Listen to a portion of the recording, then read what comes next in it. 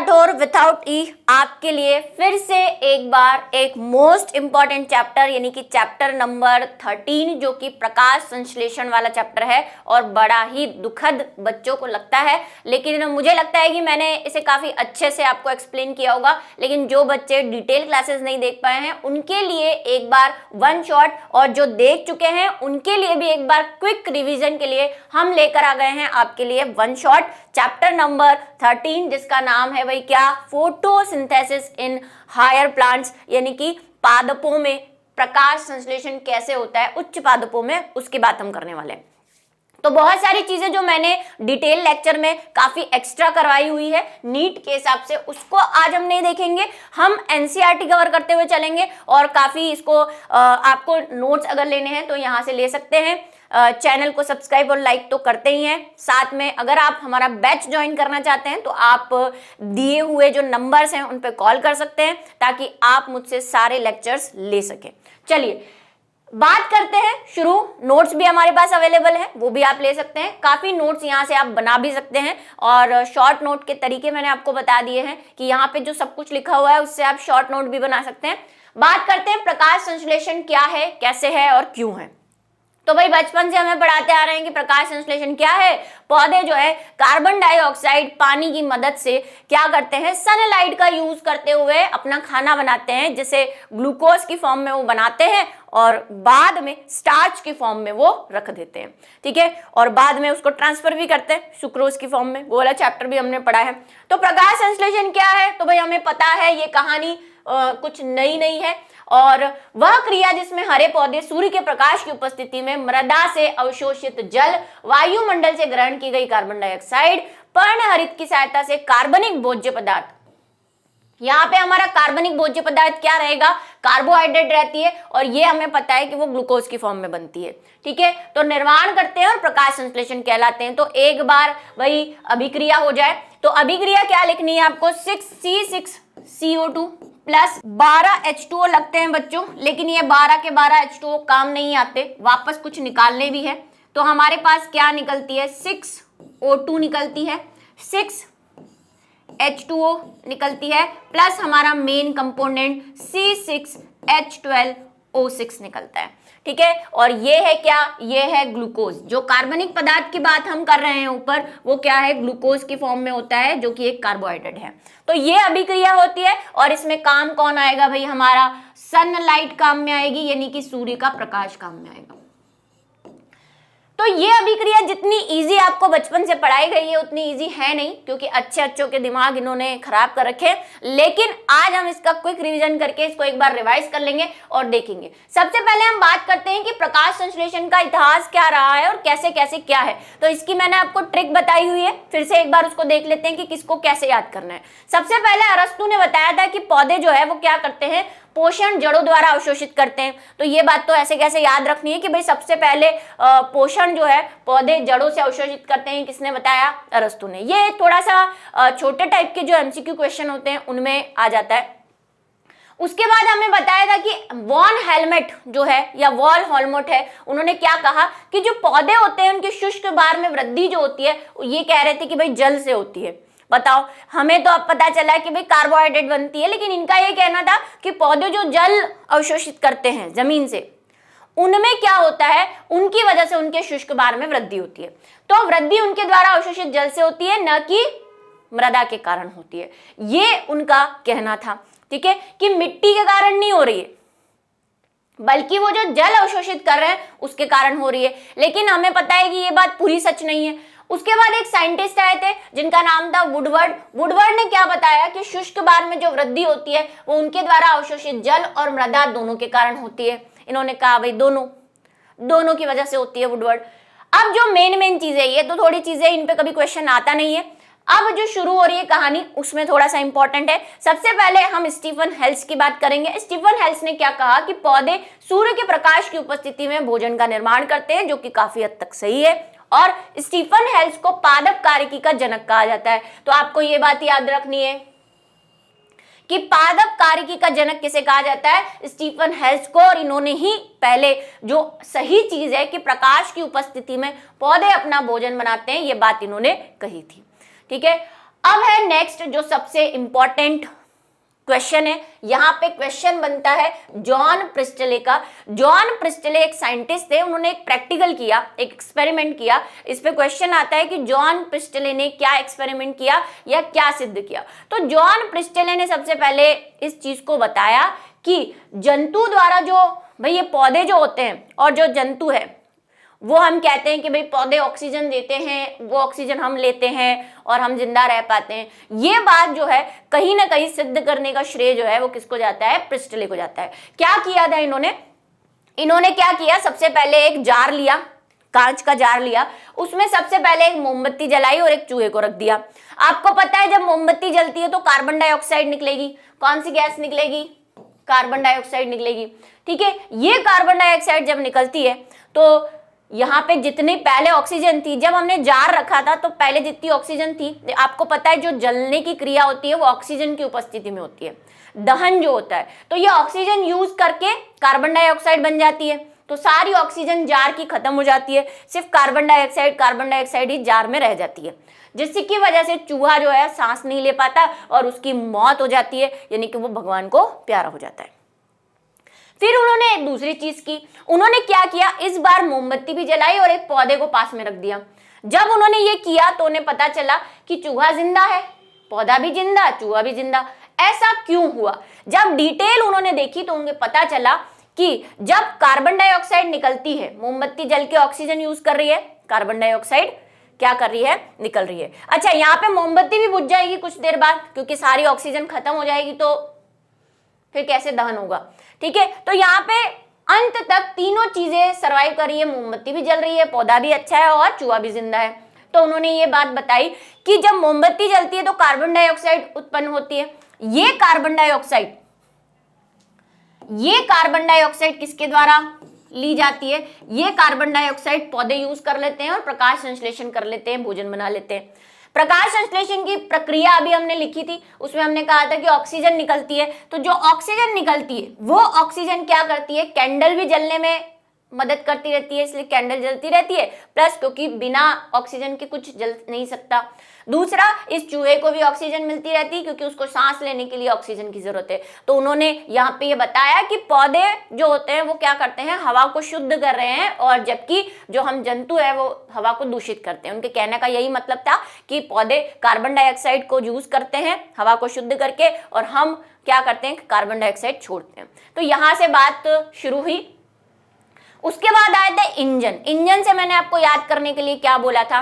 Engine कैसे चलता है? तो हम बोलेंगे भाई इंजन जो है वो, हमारा जो इंजन है वो किससे चल रहा है? इंजन के लिए क्या चाहिए? एनर्जी। तो हम कह रहे हैं ये एनर्जी कहाँ से आ रही है? ये एनर्जी प्रकाश के लिए जो है प्रकाश से आ रही है, पौधों के लिए। तो इन्होंने वही काम किया था। इंजन से आपको क्या याद करना है? एनर्जी। और प्रकाश संश्लेषण में एनर्जी कहाँ से मिल रही है? तो हम कह रहे हैं सनलाइट से मिल रही है। तो यहाँ पे इन्होंने क्या बताया, इंजन साहब ने क्या बताया कि जो प्रकाश संश्लेषण हो रहा है या जो पौधे अपना भोजन बना रहे हैं वो किसकी वजह से बना पा रहे हैं? धूप की वजह से, सनलाइट की वजह से बना रहे हैं। ठीक है, जबकि अगर हम इन्हें अंधेरे में रख दें तो ऐसा ये नहीं कर पाएंगे। इन्होंने ये कैसे सिद्ध किया? इन्होंने क्या किया कि एक बॉक्स लिया इस तरह का, ठीक है, कोई एक्वेरियम टाइप का बॉक्स ले लिया, उसमें क्या रख दिया? पौधा रख दिया। ये पौधा है, अब चाहे आपको पौधा लग रहा हो नहीं लग रहा हो ये देख लेना आप, ठीक है। और यहाँ पर डिवाइडेशन कर लिया, इधर अंधेरा रखा और इधर क्या दे दी? लाइट दे दी। कौन सी लाइट? सनलाइट की बात कर रहे हैं हम, प्रकाश दे दिया भाई। अब उन्होंने देखा कि जो अंधेरा वाला था उस पे कोई रिएक्शन नहीं हुआ, पौधा थोड़े दिन में मर गया या मुरझा के आया, जो भी समझो, ठीक है। जबकि जो सनलाइट में रखा हुआ पौधा था उसकी पत्तियों पर हमें छोटे छोटे ऐसे बबल्स लाइक संरचनाएं मिली। जब ये देखा गया तो ये पाया गया कि ये जो बबल थे वो कौन थे? ऑक्सीजन थी। तब उन्होंने इस बात को सिद्ध किया कि यहां पर सनलाइट मिल रही है जिसकी वजह से यहाँ की पत्तियां क्या कर पा रही है? प्रकाश संश्लेषण कर पा रही है, और प्रकाश संश्लेषण में आपको पता है ऑक्सीजन उत्पन्न होती है, तो ऑक्सीजन के बबल हमें यहाँ पे पत्तियों पे नजर आ रहे हैं। इसका मतलब प्रकाश संश्लेषण सिर्फ सनलाइट में होता है। जबकि अंधेरे वाले कमरे में या अंधेरे वाले बॉक्स में जब पौधे को रखा गया तो उस पर कोई बबल नजर नहीं आए, कोई बुलबुले नजर नहीं आए। तो यहाँ से इंजन जो साइंटिस्ट थे, इंजन हाउस, उन्होंने ये सिद्ध किया कि प्रकाश संश्लेषण के लिए सनलाइट जरूरी है। ठीक है, तो इंजन शब्द से आप एनर्जी और एनर्जी से सनलाइट को कनेक्ट करके इनको याद कर सकते हैं। नेक्स्ट पे चलें अगर हम, तो इस प्रयोग के बाद दूसरे जो साइंटिस्ट है उनका नाम क्या था? उनका नाम था भाई जैकस जूलियस वॉन सैकस। वैसे यहाँ पे सैचस भी लिखा हुआ है कहीं कहीं बुक में, लेकिन मैंने अब इसको सैकस कर दिया है क्योंकि हमने आपको एक ट्रिक बताई थी, मैंने आपको एक ट्रिक बताई थी याद करने की कि सैकस से आप क्या याद रखेंगे? सैक। और सैक का मतलब क्या होता है भाई? बोरा।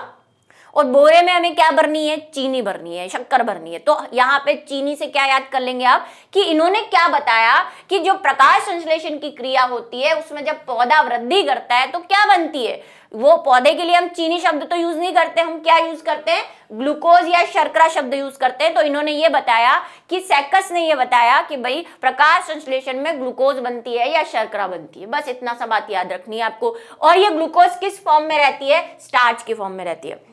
एक बात जो मैंने आपको पहले भी बताई थी, क्या बात बताई थी कि पौधे जो हैं, बात को फिर से एक बार मैं रिवाइज कर देती हूँ कि पौधे जो है वो ग्लूकोज बनाते हैं प्रकाश संश्लेषण में, फिर अगर उनको संचित करना होता है तो स्टार्च की फॉर्म में संचित करते हैं, स्टोर करते हैं, है ना, अपने अंदर संभाल के रखते हैं। और अगर उसे एक जगह से दूसरी जगह यानी पत्तियों से कहीं और भेजना होता है तो उसको किस फॉर्म में भेजते हैं? सुक्रोज की फॉर्म में भेजते हैं। ये हमने पौधों में परिवहन वाले चैप्टर के अंदर भी पढ़ा है, तो इस बात को ध्यान रखिए। दूसरा हमने एक प्रैक्टिकल भी किया था, आपको याद है, स्टार्च टेस्ट।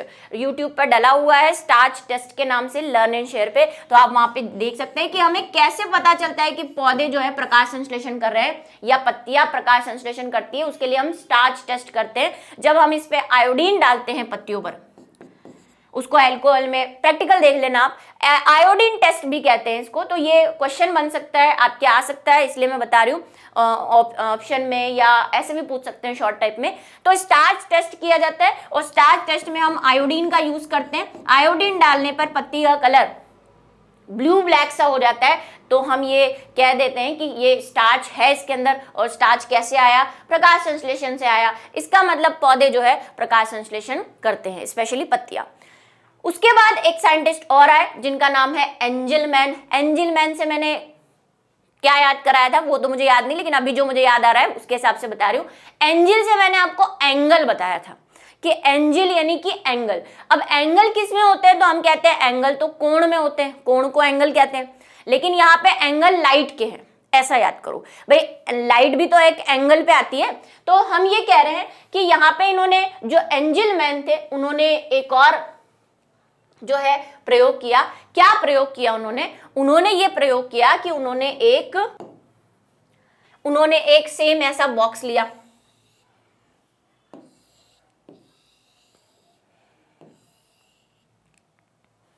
ठीक है। उस बॉक्स में उन्होंने क्या रख दिया? उस बॉक्स में उन्होंने सेम पौधा रख दिया एक। अब यहाँ पे पौधा कौन सा रखा? तो यहाँ पे उन्होंने पौधा रखा क्लेडोफोरा। क्लेडोफोरा पौधा रखा, क्लेडोफोरा पे प्रयोग किया था। शायद मुझे याद है कि मैंने पहले क्लोरेला बताया था, लेकिन आप उसे चेंज कर ले, वो क्लेडोफोरा है, मुझे ऐसा याद आ रहा है। बाद में मुझे किसी बच्चे ने बोला भी था। चलिए, तो क्लेडोफोरा था और क्लेडोफोरा को इन्होंने रख दिया। अब किया क्या इन्होंने क्लेडोफोरा के साथ? क्लेडोफोरा के साथ इन्होंने यहाँ पे एक प्रिज्म रख दिया। प्रिज्म समझते हैं, जो सफेद लाइट को कलर्ड लाइट में परिवर्तित करता है। इसी से मुझे एक बात याद आई जो आपको ध्यान रखनी है कि प्रकाश संश्लेषण सिर्फ दृश्य प्रकाश की किरणों में होता है, बाकी कोई प्रकाश संश्लेषण नहीं कर पाता। ना तो आपकी अल्ट्रावायलेट रेस कर पाती है, ना माइक्रोवेव। सिर्फ दृश्य प्रकाश की जो किरण होती है 400 से 700 नैनोमीटर वाली, उसी पे प्रकाश संश्लेषण होता है, ठीक है। तो यहाँ पे उन्होंने प्रिज्म लिया, प्रिज्म में श्वेत लाइट डाली, सफेद लाइट, ठीक है। और आपको पता है सफेद लाइट डालते ही अलग अलग कलर में बदल जाएगी। कलर कौन से होते हैं? तो हमने कहा विबग्योर होते हैं, 7 कलर होते हैं, ठीक है। तो ये विबग्योर होता है, violet, indigo, blue, green, yellow, orange और रेड, ठीक है। इस तरह से 7 कलर होते हैं। हिंदी में हम बोलते हैं बेनियाह पीनाला, ठीक है। हिंदी वाला भी अगर किसी को याद है, बेनियाह पीनाला, इससे बन जाते हैं 7 कलर। तो 7 कलर, अब मैं सारे कलर तो मैं यहाँ पे बना नहीं रही हूँ, मैं जो हमारे काम के हैं। तो सबसे पहले हमारा वायलेट इंडिगो आएगा, तो ये वायलेट डाल देती हूँ मैं इधर, और लास्ट में एक रेड डाल देती हूँ हमें बताने के लिए। तो यहाँ पे पूरी सब तरफ रेस थी। कौन कौन सी रेस थी? यहाँ पे सातों के सातों कलर दिख रहे थे, मतलब वही VIBGOUR ऐसे, GYO, यहां से O हटा दीजिए, ठीक है। अब क्या इन्होंने छोड़ दिया, लेकिन इन्होंने एक और तरकीब निकाली। वहां पे जो हमने पहले वाला प्रयोग देखा था उसमें देखा था ऑक्सीजन के बुलबुले निकल रहे थे। यहाँ पे इन्होंने ऑक्सीजन के बुलबुलों को एक परमानेंट, कि भाई उन्होंने तो कह दिया है ऑक्सीजन के बुलबुले, हम कैसे माने, तो उन्होंने यहाँ क्या किया, एक एसिटोबैक्टर नाम का बैक्टीरिया लिया, एसिटोबैक्टर। ये एसिटोबैक्टर क्या होता है बच्चों? ये एसिटोबैक्टर ऑक्सीजन यूज करता है जिंदा रहने के लिए, सांस लेने के लिए। तो जहां इसको ऑक्सीजन मिलेगी ये वहीं जाता है। अब इन्होंने क्या किया, जब ये प्रयोग किया तो देखा कि इस जगह पे बुलबुले मिले ऑक्सीजन के, वही सेम, और इस जगह पे रेड वाले पे भी बहुत ज्यादा हमें क्या मिले, बुलबुले मिले। यहां पे भी मिले, बीच वाले एरिया में भी पत्तियों पे, लेकिन कम कम मिले। तो मैं एक दो बना देती हूँ वरना आपको लगेगा बुलबुले मिले ही नहीं। तो जितने भी बैक्टीरिया थे एसिटोबैक्टर, उनको ऑक्सीजन चाहिए, वो कहां भागेंगे, जहां ऑक्सीजन ज्यादा मिलेगी। तो जितने भी ऑक्सीजनकारी बैक्टीरिया थे वो हमें इस जगह पे और इस जगह पे ब्लू वाले पे मिले, ठीक है। तो इससे उन्होंने ये सिद्ध किया कि ये एसिडोबैक्टीरिया यहाँ और यहाँ क्यों आए हैं, क्योंकि यहाँ और यहाँ ऑक्सीजन ज्यादा है। लेकिन ऑक्सीजन ज्यादा होने का मतलब क्या है कि वहां पे प्रकाश संश्लेषण ज्यादा हुआ है, तभी ऑक्सीजन उत्पन्न हुई है, ठीक है। तो इस जगह पे और इस जगह पे हमें ज्यादा मिले। तो इन्होंने बताया कि ये जो है एंजलमैन, कि इन्होंने कहा कि भाई ब्लू और रेड, यानी कि नीला और लाल प्रकाश जो है उसमें सबसे ज्यादा क्या होता है, फोटोसिंथेसिस होता है। ये बात इन्होंने बताई, ठीक है। तो आपको ये ध्यान रखना है, एक्सपेरिमेंट पूछ सकते हैं एग्जाम में। वैसे प्रिस्टले वाला बड़ा ही इंपॉर्टेंट है, मैं उसको वहां पे इंपॉर्टेंट लगा देती हूँ। ज्यादातर जो 11th के एग्जाम होते हैं उसमें प्रिस्टले बहुत पूछा जाता है, लेकिन ये वाला प्रयोग भी हो सकता है पूछ ले, ज्यादा से ज्यादा MCQ में या कहीं ऐसे पूछ ले। इतना इंपॉर्टेंट नहीं है लेकिन है। अब बात करते हैं ब्लैकमैन की। तो ब्लैकमैन का लॉ आपकी बुक के अंदर इतना नहीं है, लेकिन मैंने आपको पढ़ाया था। क्या पढ़ाया था ब्लैकमैन के लॉ में? तो हमने ब्लैकमैन के लॉ में ये पढ़ा था कि प्रकाश संश्लेषण की क्रिया एक से अधिक कारकों पर, आप इसको लिख लेंगे अपनी लैंग्वेज में, मैं यहाँ पे शॉर्ट में लिख रही हूं। जब प्रकाश की जो प्रकाश संश्लेषण की अभिक्रिया है वह, या कोई भी अभिक्रिया है ना, प्रकाश संश्लेषण की नहीं, या कोई भी अभिक्रिया जब एक से अधिक कारकों पर निर्भर करती है, एक से अधिक कारक पर निर्भर करती है, तो उस क्रिया की दर जो है, उस अभिक्रिया की दर जो है वो उन सब कारकों में से उस कारक पर निर्भर करेगी जिसकी मात्रा सबसे कम है। जिसकी मात्रा क्या है? निम्न सांद्रता वाले कारक पर निर्भर करती है। ये मैंने बिल्कुल शॉर्ट में लिखा है क्योंकि हम देखो वन शॉट कर रहे हैं, ठीक है। फिर उसके बाद है वॉन नील। ब्लैकमैन को रेड ड्रॉप इफेक्ट भी कहते हैं कई बार, वो तो इमर्सन इफेक्ट था, है ना, कि रेड लाइट को बहुत ज्यादा अगर आप दोगे तब भी कई बार प्रकाश संश्लेषण की क्रिया में गिराव आ जाता है, उसको रेड ड्रॉप इफेक्ट किया था, ये भी बताया था। ब्लैकमैन अलग है। नील से मैंने आपको बोला था, नील से नीला, नीला किसको कहते हैं? पानी को कहते थे हम। तो यहाँ पे इन्होंने क्या बताया? इन्होंने एक चीज बताई कि जो प्रकाश संश्लेषण में पानी है, जो प्रकाश संश्लेषण में पानी है, वो पानी हमें कहां से प्राप्त हो रहा है? वो पानी जल के अपघटन से, हाइड्रोजन कार्बन डाइऑक्साइड जल अपघटित करके कार्बोहाइड्रेट बनाती है।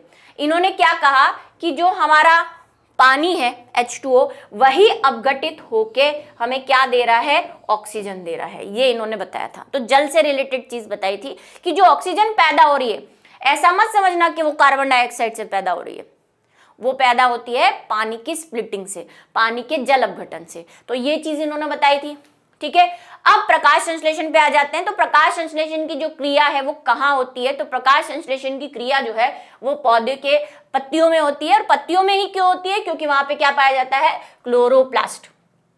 ठीक है, क्या पाया जाता है वहां पे? क्लोरोप्लास्ट। और क्लोरोप्लास्ट में भी, पत्तियों में भी सबसे ज्यादा कहाँ होती है? तो हम कहते हैं मीजोफिल के अंदर होती है। मीजोफिल को हिंदी में क्या बोलते हैं? पर्ण मध्योतक। पर्ण मध्योतक। एपिडर्मिस में ज्यादा पर्ण हरित लवक नहीं होता है ना, एपिडर्मिस में हरित लवक की मात्रा बहुत कम होती है। सबसे ज्यादा कहाँ होता है? मीजोफिल के अंदर। तो हमारी जो प्रकाश संश्लेषण की क्रिया है वो हरित लवक के अंदर होती है। उसके अंदर क्या होता है? पिगमेंट पाए जाते हैं बहुत से प्रकार के, लेकिन एक जो फेवरेट हमारा पिगमेंट है जिसको हम क्या बोलते हैं? पर्णहरित। कई बच्चे अभी तक ये नहीं जान पाएंगे कि पर्णहरित और हरित लवक में क्या फर्क है, अभी भी मेरे पास डाउट आते हैं। भाई पर्णहरित यानी कि क्लोरोफिल। पर्णहरित को हिंदी में क्या, इंग्लिश में क्या बोलते हैं? क्लोरोफिल बोलते हैं। ठीक, क्लोरोफिल बोलते हैं। जबकि हरित लवक को इंग्लिश में क्या बोलते हैं? क्लोरोप्लास्ट बोलते हैं। क्लोरोप्लास्ट समझ लेना भाई, जिसको भी डाउट है। ये क्लोरोप्लास्ट है और ये कहाँ रहता है? ये पर्ण मध्योतक की कोई कोशिकाओं के अंदर रहता है। पर्ण मध्योतक क्या होते हैं भाई? पत्ती है, पत्ती में एपिडर्मिस है ऊपर और अंदर जो कोशिकाएं पाई जाती है बीच में, उसको बोलते हैं पर्ण मध्योतक। ठीक है, उसमें पाया जाता है। तो हरित लवक के अंदर क्लोरोफिल रहता है। हरित लवक एक अंगक है, कोशिका का अंगक है। ये कोशिका है एक, इसके अंदर ये पाया जाता है हरित लवक। हरित लवक के अंदर क्या पाया जाता है? क्लोरोफिल पाया जाता है। अब ये एक क्लोरोप्लास्ट की संरचना है, ये डबल मेम्ब्रेन होता है, सभी को पता है, ये बात ध्यान रखनी है क्योंकि आगे इस डबल मेम्ब्रेन पे हम काम करने वाले हैं। यहाँ पे क्या क्या चीजें होती है? आपको ये कॉइन जैसी संरचनाएं दिख रही है, ये लंबी लंबी, इनको कहते हैं थाइलेकॉइड्स। ऐसी संरचना होती है, इनको क्या बोलते हैं? थाइलेकॉइड। सारी लेबलिंग यहाँ की हुई है, आपकी बुक का ही डायग्राम है। इनको थाइलेकॉइड्स कहते हैं। थाइलेकॉइड्स जब ऐसे सिक्कों के रूप में पड़े रहते हैं, ऐसे जैसे यहाँ पे पड़े हैं, गड्डी पड़ी है ना, इसको क्या बोलते हैं? इस एक गड्डी को बोलते हैं ग्रेना। सिंगल को ग्रेना, क्योंकि यहाँ से ग्रेनम कहते हैं, लेकिन यहाँ पे बहुत सारे हैं इसलिए ग्रेना कह देते हैं। ठीक है, अब दो ग्रेना के बीच में ये एक ग्रेना है और दूसरा भी बना देती हूं। वैसे यहीं पे देख लो, ये एक ग्रेना है, ये दूसरा ग्रेना है, ये अलग ग्रेना है। इनके बीच में आपको सिंगल सिंगल एक लाइन दिख रही है जो दोनों को कनेक्ट करके रखती है। जैसे यहां से देखो, इसको और इसको बीच में कनेक्ट कर रखा है, इसको और इसको, ये बीच में एक लाइन कनेक्ट। इसको क्या बोलते हैं? इसको बोलते हैं स्ट्रोमा लेमिना। इसका भी हम यूज करेंगे, आगे नाम बोलूंगी मैं। स्ट्रोमा लेमिला बोलते हैं। ये है थाइलेकॉइड, ये है स्ट्रोमा लेमिला, जो बीच की लाइन है। इसी को हिंदी में क्या बोलते हैं? पिटिका पटलिका। स्ट्रोमा लेमिला, स्ट्रोमा को हिंदी में क्या बोलते हैं? पिटिका, और लेमिला को क्या बोलते हैं? पटलिका। तो भाई ये स्ट्रोमा लेमिला या पिटिका पटलिका बोलते हैं। बाकी सारी लेबलिंग यहाँ की हुई है। स्टार्च के कण है। मेन चीज जो हमें प्रकाश संश्लेषण में चाहिए वो ये दो चाहिए, एक तो ग्रेना और एक स्ट्रोमा लेमिला। ठीक है, बात खत्म, चले आगे। तो यहाँ पे होती है और ये प्रकाश के केंद्र है। अच्छा, जो प्रक्रिया है वो ग्रेना और स्ट्रोमा लेमिला और स्ट्रोमा के अंदर होती है। प्रकाश संश्लेषण की पूरी प्रक्रिया क्लोरोप्लास्ट में कहां होगी? ग्रेना के अंदर, स्ट्रोमा लेमिला के अंदर या फिर स्ट्रोमा के अंदर। स्ट्रोमा क्या है भाई? ये जो जितना भी द्रव्य भरा हुआ है, इन सब चीजों के अलावा लिक्विड जो भी भरा हुआ है, उसको स्ट्रोमा या क्या कहते हैं? पिटिका कहते हैं। ठीक है, मैट्रिक्स भी कहते हैं, लेकिन मैट्रिक्स कोई बात नहीं, मैट्रिक्स भी कह सकते हो, लेकिन हमें यहाँ पे चैप्टर के अंदर स्ट्रोमा दिया है तो हम स्ट्रोमा की बात करेंगे। क्या होता है भाई प्रकाश संश्लेषण में? इस अंग के अंदर ही हमें क्या उत्पन्न करने हैं? एटीपी और NADH उत्पन्न करने हैं। ठीक है, और इन्हीं एटीपी और NADH की सहायता से हम आगे जाके स्ट्रोमा के अंदर क्या बनाएंगे? स्टार्च बनाएंगे। ठीक है, क्या स्टेप पे एक बार शॉर्ट में सुन लो। सबसे पहले हम ग्रेना के अंदर सनलाइट को यूज करके एटीपी और NADPH बनाएंगे। उसके बाद हम क्या करेंगे? स्ट्रोमा में इन NADPH और ATP को ले जाएंगे और उसके बाद हम स्टार्च बनाएंगे। ठीक है, तो दो तरह की अभिक्रियाएं हमें करनी है। अब बात कर लेते हैं कौन कौन सी अभिक्रियाएं करनी है। तो दो अभिक्रियाएं करनी है। एक अभिक्रिया हमें प्रकाशिक अभिक्रिया और दूसरी है अप्रकाशिक अभिक्रिया। प्रकाशिक अभिक्रिया में क्या करेंगे? प्रकाशिक अभिक्रिया में हम क्या करेंगे? जो हमारी ग्रेना है उसमें जाएंगे और वहां से क्या उत्पन्न करेंगे? ATP, NADPH। ठीक है, और ऑक्सीजन, ये उत्पन्न करेंगे प्रकाशिक अभिक्रिया में लाइट रिएक्शन। इसको लाइट रिएक्शन क्यों कहते हैं बच्चों? क्योंकि भाई ये प्रकाश के साथ हो रही है, बिना प्रकाश के होगी नहीं।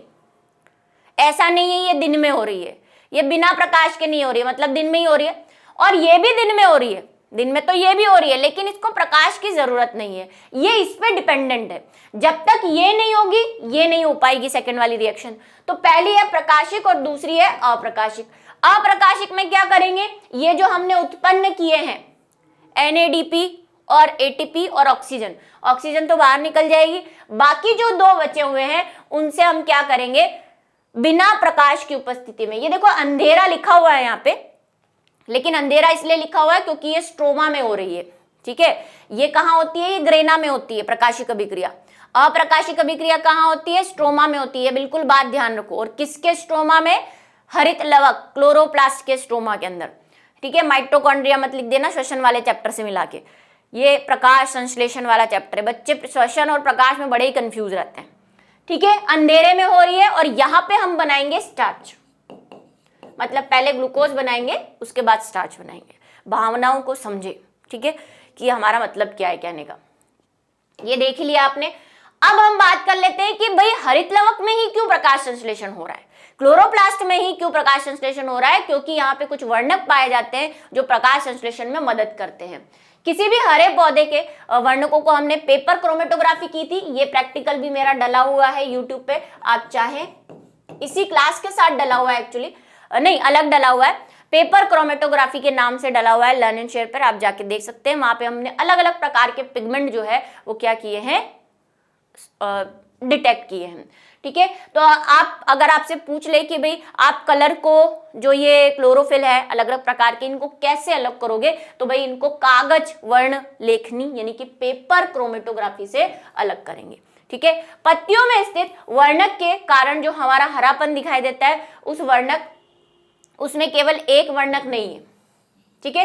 पत्तियां हरी दिख रही है, इसका मतलब ये नहीं कि उसमें सिर्फ हरा वर्णक है, उसमें और भी वर्णक है जिसको हमने पेपर क्रोमेटोग्राफी की हेल्प से अलग किया था। बहुत सारे हैं जिसके नाम अभी हम पढ़ने वाले हैं। कौन कौन से वर्णक है, सबसे पहला है क्लोरोफिल, ये सबसे ज्यादा मात्रा में मिलता है, इसमें मैथिल ग्रुप होता है, ये इतना इंपॉर्टेंट नहीं है लेकिन थोड़ा सा आप ध्यान रखें। ये सबसे ज्यादा मात्रा में, सबसे ज्यादा और सभी प्लांट्स के अंदर मिलता है, सबसे ज्यादा और सभी प्लांट्स के अंदर मिलता है, बैक्टीरिया में नहीं होता बस, ठीक है। कुछ बैक्टीरिया, साइनोबैक्टीरिया में तो मिल जाएगा लेकिन कुछ बैक्टीरिया में नहीं होता।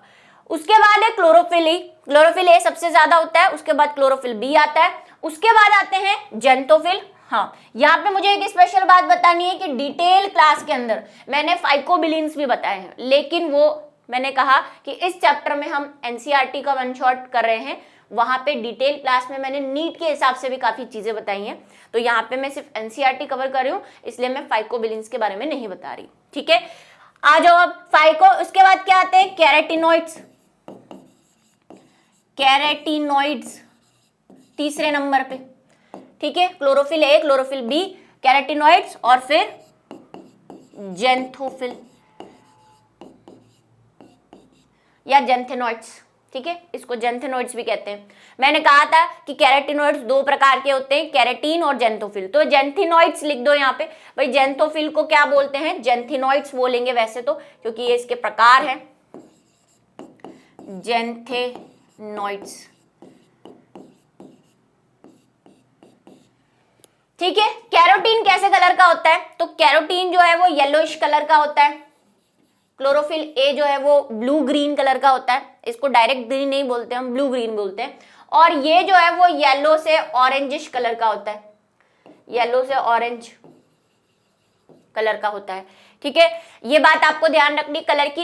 एक फॉर्मूला जो सबके लिए नहीं है, जो यूपी वाले बच्चे हैं उनके कई बार एमसीक्यू में मैंने करवाया हुआ है, इस चैप्टर के जो प्रैक्टिस क्वेश्चंस करे थे उसमें भी करवाया हुआ है कि कई बार फॉर्मूला पूछ लेते हैं क्लोरोफिल ए का, तो वो क्या है, कार्बन, हाइड्रोजन, ऑक्सीजन, नाइट्रोजन और Mg, ऐसे लगा दो।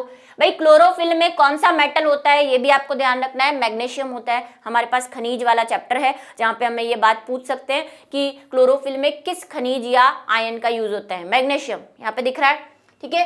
क्या है भाई 70 55.54 mg, ठीक है, ये है। ऐसे ही क्लोरोफिल बी का है, उसमें 72 हो जाते हैं कार्बन की जगह, ठीक है। तो ये फॉर्मूला मैंने क्लास के अंदर लिखवाया हुआ है और एमसीक्यू भी करवाया हुआ है। ये सिर्फ यूपी वाले बच्चों के लिए, बाकी किसी के बोर्ड में ये पूछा नहीं जाता, ठीक है, और यूपी में भी अब नहीं पूछते। अब बात कर लेते हैं कि हमें कैसे पता कि भाई ये क्लोरोफिल ए बी जो है ये काम कर रहे हैं। तो एक बात आपको ध्यान रखनी है, सबसे ज्यादा हमने कहा प्रकाश की जो अभिक्रिया है वो कौन से कलर में होती है, कौन से कलर के लाइट में होती है, एक तो ब्लू में और एक रेड में, ठीक है, ये बात आपको बताई है। लेकिन वो कैसे होती है, तो उसके लिए हमने भाई स्पेक्ट्रोमीटर से, स्पेक्ट्रोमीटर क्या होता है, एक यंत्र होता है जिसकी मदद से हम किसी भी लाइट का कहाँ पे कौन सी मात्रा ज्यादा है, किसी भी लाइट की कहाँ वो ज्यादा अवशोषित कर रही है, ये पता कर सकते हैं। तो हमने 2 स्पेक्ट्रम बनाए हैं। पहला स्पेक्ट्रम होता है अवशोषित स्पेक्ट्रम, इसकी परिभाषा जो है मैंने नोट्स के अंदर लिखी हुई है। दूसरा होता है एक्शन स्पेक्ट्रम। अब ये दोनों चीजें क्या है, आपको परिभाषा नोट्स के अंदर मिल गई होगी।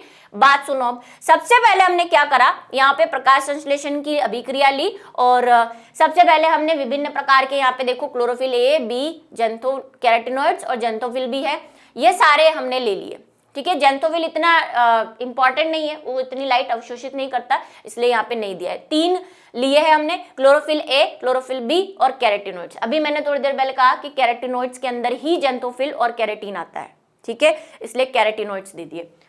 अब देखा हमने क्या कि आप ये लाइट ये देख रहे हो, ये है प्रकाश का अवशोषण, यहाँ पे प्रकाश अवशोषित हो रहा है और ये वाली जो बता रही है वो क्या बता रही है, ये अलग अलग वेवलेंथ है, मतलब ये 400 से क्या है वेवलेंथ होती है, तरंग दैर्ध्य क्या है भाई विभिन्न प्रकार की, 400 से 700 के बीच में है।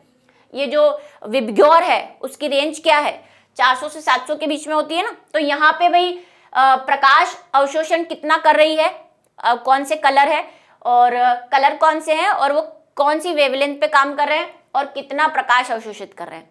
तो जब हमने देखा तो देखा, देखो एक पीक तो आपको यहाँ पे मिल रहा है, मतलब ऊंचा, सबसे ज्यादा अवशोषण ये कर रहा है, उसके बाद अवशोषण ये कर रहा है। ऐसे ही इधर देखो, इधर सबसे ज्यादा अवशोषण हाई लाइट पे 700 के अंदर अंदर जो अवशोषण है वो इन 2 जगहों पे पीक मिल रहा है। तो ये कौन सी लाइट है, देखो ये है क्लोरोफिल बी और ये है क्लोरोफिल ए, ये है क्लोरोफिल बी और ये है क्लोरोफिल बी ए। तो देखो सबसे ज्यादा आपको ऊंचाई कहाँ पे मिल रही है, एक यहाँ पे, एक यहाँ पे। और अगर हम नीचे वाली रेंज देखें तरंग दैर्ध्य की, तो 400 ज्यादा से ज्यादा 400 से 600 मान लो इस वाली रेंज पे, और इस वाली रेंज पे हमें ज्यादा अवशोषण मिल रहा है। इसका मतलब क्या है, इधर कौन आता है, विबग्योर लिखते हैं ना, बेनी आह पीनाला, ठीक है। तो इधर कौन सी आती है, इधर सबसे ज्यादा ब्लू लाइट आएगी और इधर लास्ट में कौन सा आता है, रेड आता है विबग्योर के हिसाब से।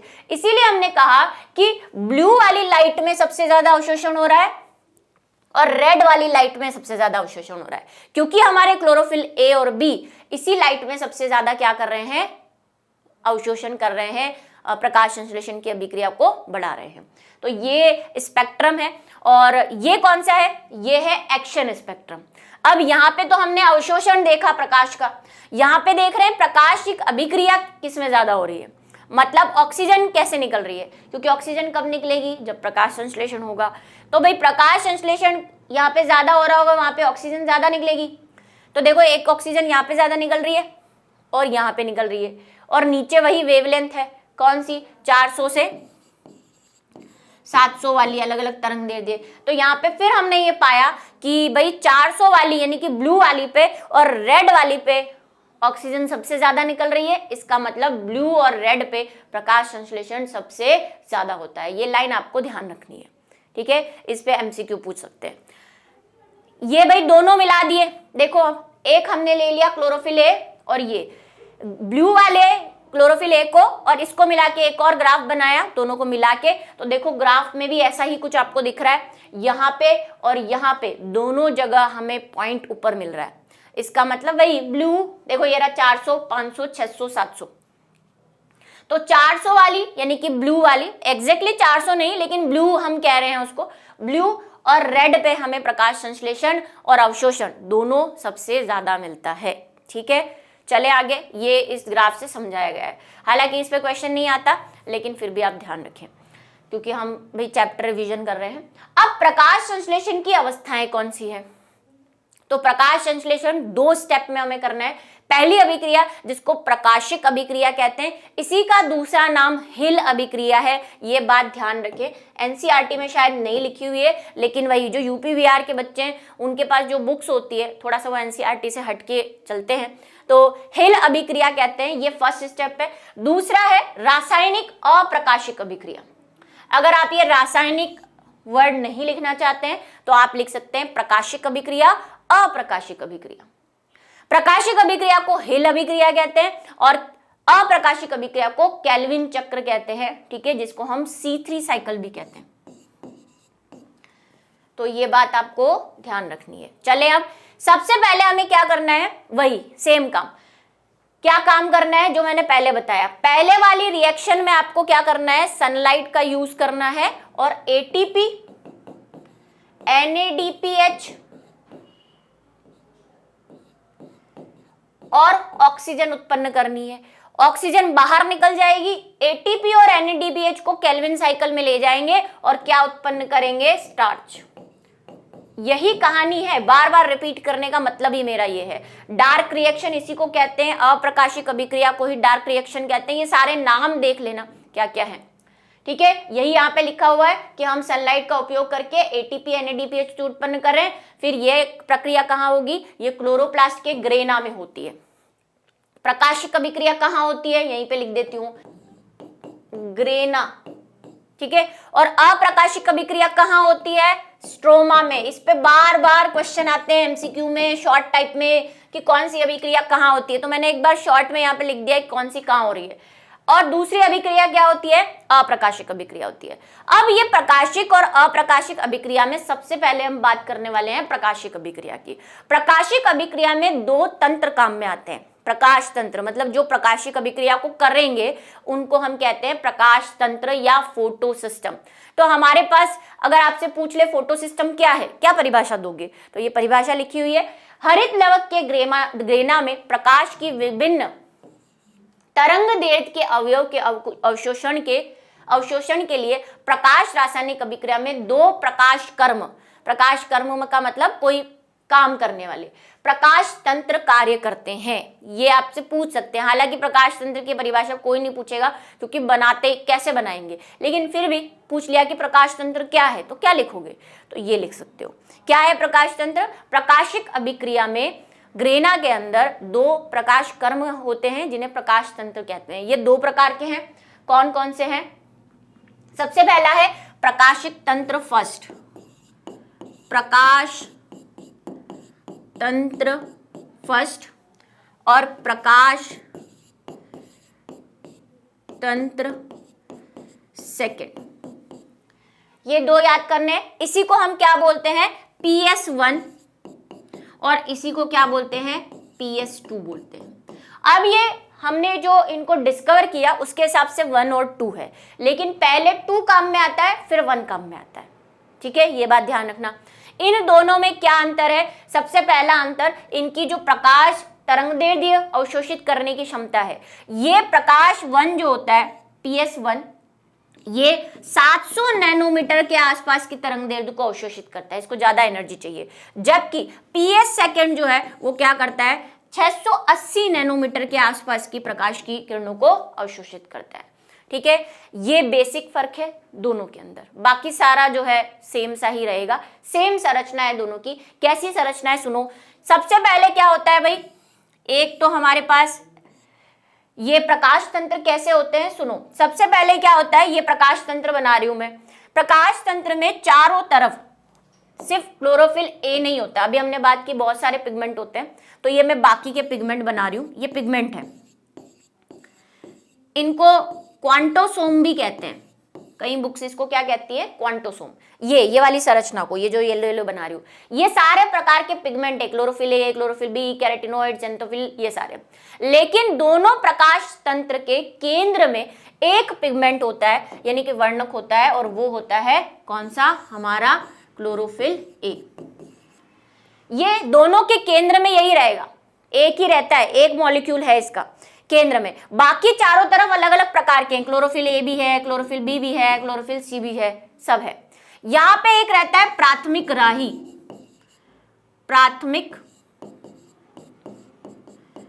ग्राही रहता है, ठीक है, प्राथमिक ग्राही रहता है, ज्यादातर फेराडोक्सिन रहता है, लेकिन हमें नाम नहीं याद करना, हमें प्राथमिक ग्राही दिया है एनसीईआरटी ने, हम प्राथमिक ग्राही का ही नाम याद करेंगे।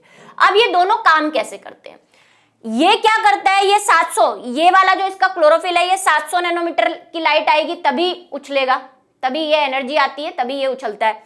इसको 680 पे ही उछल जाता है ये, बस ये बेसिक फर्क है दोनों में, बाकी दोनों के काम सेम है। और चक्री का भी हम पढ़ेंगे। क्या होता है, सनलाइट आती है, यहां से सनलाइट आती है तो ये सनलाइट सारे क्लोरोफिल अवशोषित कर लेते हैं और इनके इलेक्ट्रॉन से एनर्जी निकलती है। ये सारी एनर्जी इकट्ठा होके किसको मिलती है, क्लोरोफिल ए को, सेंटर को। इस सेंटर को क्या बोलते हैं, इस सेंटर को कहते हैं अभिक्रिया केंद्र, क्योंकि ये केंद्र में है। आपसे पूछ सकते हैं कि प्रकाश तंत्र का अभिक्रिया केंद्र कौन होता है, कौन है प्रकाश तंत्र का अभिक्रिया केंद्र, क्लोरोफिल है, क्लोरोफिल ए, ठीक है, क्लोरोफिल नहीं, खाली क्लोरोफिल ए नहीं, क्लोरोफिल ए बोलना है आपको। अभिक्रिया केंद्र कौन है, क्लोरोफिल ए। तो ये सारी लाइट अवशोषित कर करके सेंटर में डाल देते हैं। सेंटर में क्लोरोफिल ए बैठा होता है, क्लोरोफिल ए अपना एनर्जी पाके बड़ा खुश हो जाता है कि हाय मुझे इतनी सारी एनर्जी मिल गई, खुशम खुश एनर्जी से एक्साइट हो जाता है। एक्साइट होके अपना इलेक्ट्रॉन भी उत्तेजित कर देता है, इलेक्ट्रॉन उत्तेजित कर देता है। ये इलेक्ट्रॉन किसको मिलता है, प्रकाशग्राही 1 को मिलता है, ठीक है, प्रकाशग्राही को मिलता है। फिर आगे स्टेप हम देखेंगे कि कैसे होता है, लेकिन ये दोनों में कॉमन चीज है। फर्क कितना है कि ये कब उछलेगा, ये वाला कब उछलेगा अपना इलेक्ट्रॉन, कब ये कब खुश होगा, जब इसको 700 नैनोमीटर तक की एनर्जी मिलेगी आसपास से, तब उछलेगा। ये जल्दी उछल जाता है, ये 680 पे ही उछल जाता है, इसलिए पहले इसको काम में लेंगे फिर इसको काम में लेते हैं, ठीक है, क्योंकि इसको ज्यादा चाहिए, इसके भाव बड़े हुए हैं। अब बात कर लेते हैं। तो भाई ये बात हो गई, हमने पूरी बात कर दी है जो मैंने आपको बोला। यहाँ पे लिखा हुआ है कि अभिक्रिया केंद्र होता है, अभिक्रिया केंद्र को ही प्रक्रिया केंद्र भी कहते हैं। तो ये शब्द थोड़े थोड़े मिलते जुलते शब्दों को देख लिया करो, कई बार अभिक्रिया केंद्र नहीं आके प्रक्रिया केंद्र आ गया, आप कंफ्यूज, यार प्रक्रिया केंद्र तो पढ़ाया नहीं। भाई अभिक्रिया और प्रक्रिया तो एक ही चीज हो गई ना, तो थोड़ा सा आपको ध्यान रखना है, ठीक है। अभिक्रिया केंद्र में जाते हैं और स्थानांतरित करके एंटीना का काम करते हैं। एंटीना क्या होता है, अच्छा इनमें जो ये एंटीना क्या होते हैं, ये है एंटीना,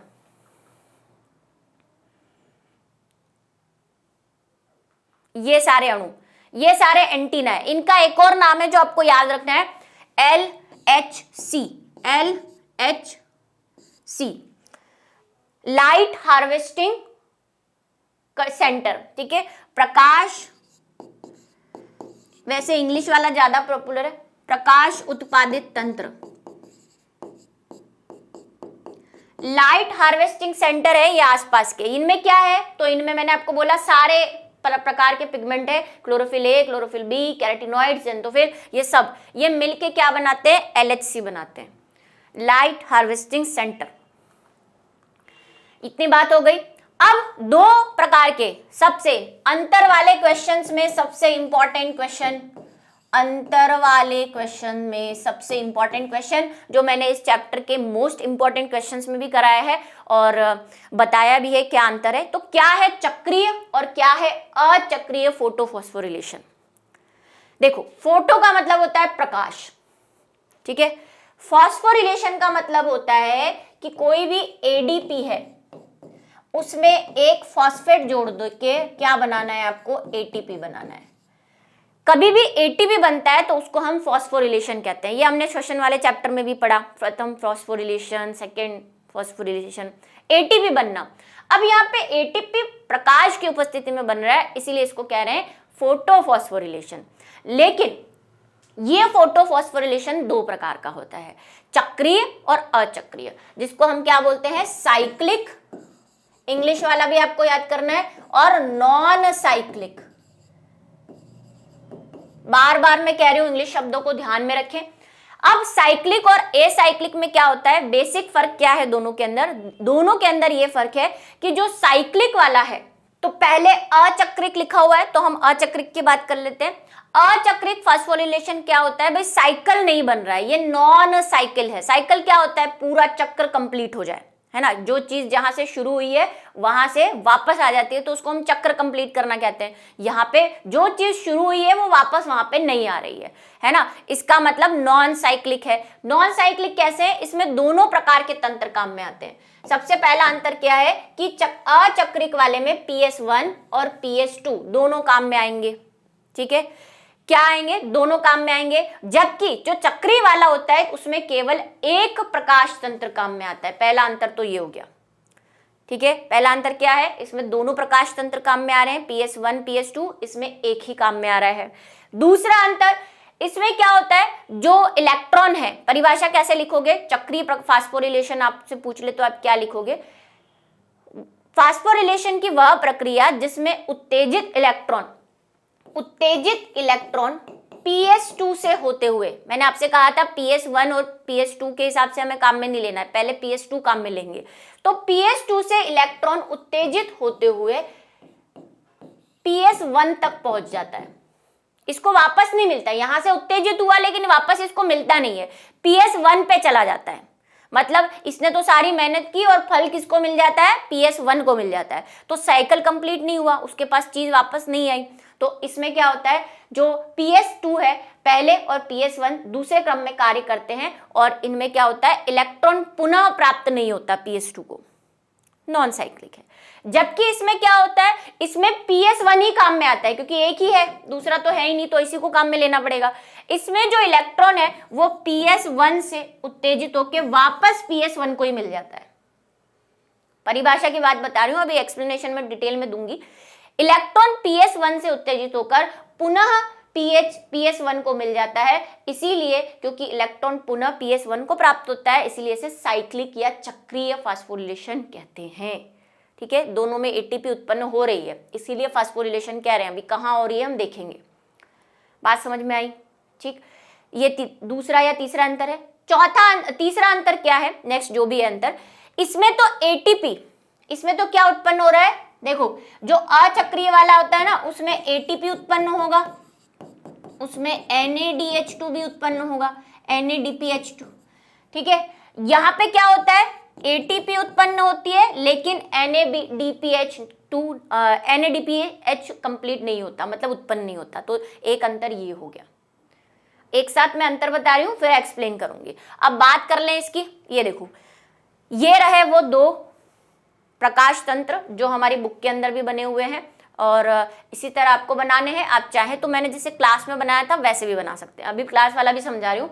देखो यहाँ पे क्या होता है, ये है LHC मतलब वही लाइट हार्वेस्टिंग कॉम्प्लेक्स या सेंटर। ये अवशोषित करके ऊर्जा किसको दे देते हैं, प्रथमग्राही को दे देते हैं। ये कौन है, PS2 है, पहले PS2 काम में लेना है। PS2 से इलेक्ट्रॉन का परिवहन होता है और PS1 को मिल जाता है, ये PS1 है इधर वाला, तो PS1 के LHC को मिल जाता है, ये इलेक्ट्रॉन उत्सर्जित कर देते हैं। यहाँ पे देखो NADPH मिल रहा है, ठीक है, जबकि यहाँ पे एक क्या मिलता है, ATP भी उत्पन्न होता है। तो यहाँ पे दोनों चीजें हो रही है। इधर देखो, ये है चक्रीय वाला। चक्रीय में क्या हुआ, इलेक्ट्रॉन उत्सर्जित हुआ, वापस घूम के इसी के पास आ गया, ये देखो रेड लाइन बता रही है, वापस घूम के इसके पास आ गया, किसी और को नहीं मिलता। तो भाई साइकिल कंप्लीट हो रहा है, यहाँ पे चक्र बन रहा है, तो इसे बोलते हैं चक्रीय फास्फोरिलेशन। अच्छा कौन सा है, ये वाला, ज्यादा काम का हमारा ये है, ये नहीं है, ठीक है। तो अब कैसे होता है ये सुनो। सबसे पहले क्या होता है, PS2 चक्रीय वाले की बात कर रहे हैं, अचक्रीय वाले की बात कर रहे हैं हम, अचक्रीय की, नॉन साइक्लिक। नॉन साइक्लिक में सबसे पहले कौन काम में आता है, PS2 काम में आता है। अब PS2 पे हमें पता है वही जो मैंने आपको बताया था, यहाँ पे क्या है, सारे सेंटर है, कौन से, LHC लाइट हार्वेस्टिंग सेंटर। कई बच्चे क्या करते हैं, बीच में से वन शॉट ज्वाइन करते हैं और फिर मैं यहाँ बोलती हूँ ना LHC, तो नीचे डाउट लिख के भेजते हैं, मैम LHC क्या होता है। अरे थोड़ा सा पहले जाओ, समझाया होगा कभी ना कभी, ठीक है। और अब तो वन शॉट कर रहे हैं, हमें ये चीजें पूछने का भी हक नहीं है भाई, चैप्टर पढ़ लिया, अब तो वन शॉट है, अब तो सब चीजें वैसे ही पता होनी चाहिए, तो रिवीजन है। फिर क्या होता है, बीच में सेंटर कौन होता है, क्लोरोफिल ए होता है। लेकिन आपको पता है pH सेकंड का जो क्लोरोफिल ए है वो कितने नैनोमीटर की, 680 नैनोमीटर की लाइट में ही खुश हो जाता है। तो ये सारे इसको ऊर्जा लेके क्लोरोफिल ए को दे देंगे। सनलाइट आ रही है इधर से, सूरज की रोशनी आ रही है भाई, सनलाइट आते ही ये सारे एनर्जी इकट्ठा करते हैं और किसको दे देते हैं, क्लोरोफिल ए को दे देते हैं। क्लोरोफिल ए अपना इलेक्ट्रॉन उत्तेजित कर देता है और किसको देता है, प्राथमिक ग्राही को।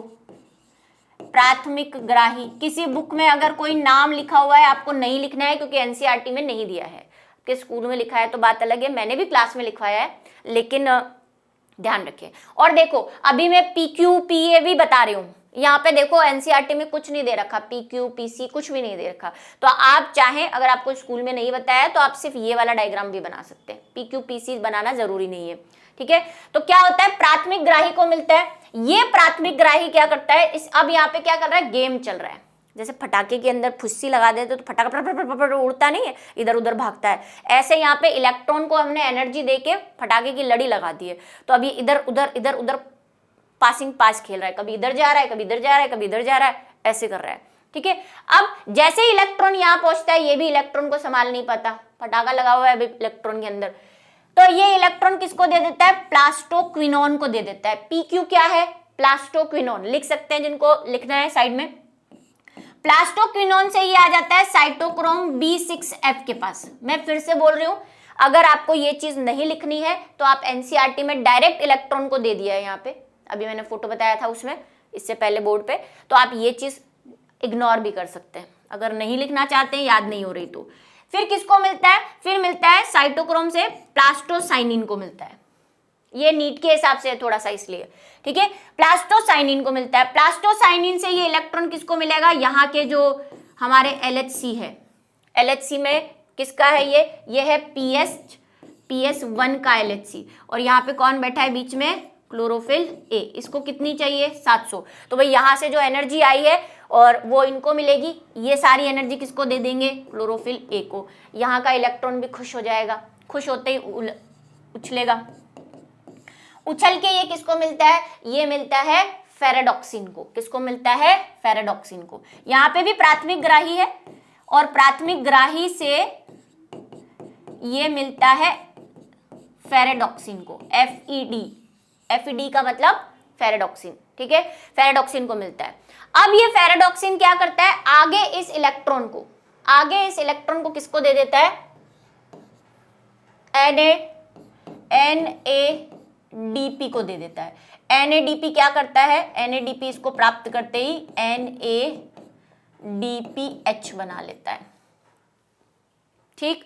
ये बन रहा है मेन चीज, एक तो ये बन रही है NADPH, ये इलेक्ट्रॉन से फास्फेट जुड़ गई इसमें, हाइड्रोजन, ये हाइड्रोजन लेगा कहां से, ये हाइड्रोजन बाहर से लेगा। अच्छा ये कहां हो रहा है, ये हमने कहा प्रकाशिक अभिक्रिया ग्रेना में हो रही है, तो ये ग्रेना की मेम्ब्रेन है, ये ग्रेना की मेम्ब्रेन है बच्चों, ये जिसको बाद में हम फिर बनाएंगे। ये ग्रेना की मेम्ब्रेन है और ग्रेना की मेम्ब्रेन के बाहर हाइड्रोजन पड़े रहते हैं, ये हाइड्रोजन लेके अपना NADPH बना देता है।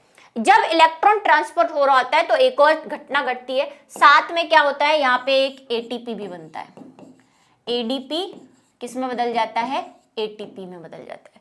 तो क्या उत्पन्न हो रहा है यहाँ पे देखो, ADP से ATP बन रहा है एक तो, और एक NADH बन रहा है। ये किसकी बात हो गई, ये नॉन साइक्लिक की बात हो गई। नॉन साइक्लिक में ऑक्सीजन भी बनती है जो यहाँ पे नहीं दिख रही है, ATP प्लस NADPH, ये नॉन साइक्लिक में बनते हैं, ठीक है। दोनों प्रकाश तंत्र काम में आते हैं।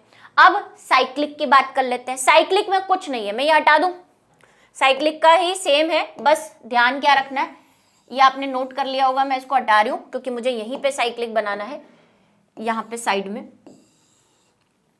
ये चक्रीय, चक्रीय में क्या बोला हमने, पहला अंतर तो ये सिर्फ इसमें PS1 काम में आएगा, तो PS1 के ये LHC, ठीक है, और बीच में क्लोरोफिल A 700 वाला, इसका इलेक्ट्रॉन उत्तेजित होता है, प्राथमिक ग्राही को मिलता है, प्राथमिक ग्राही।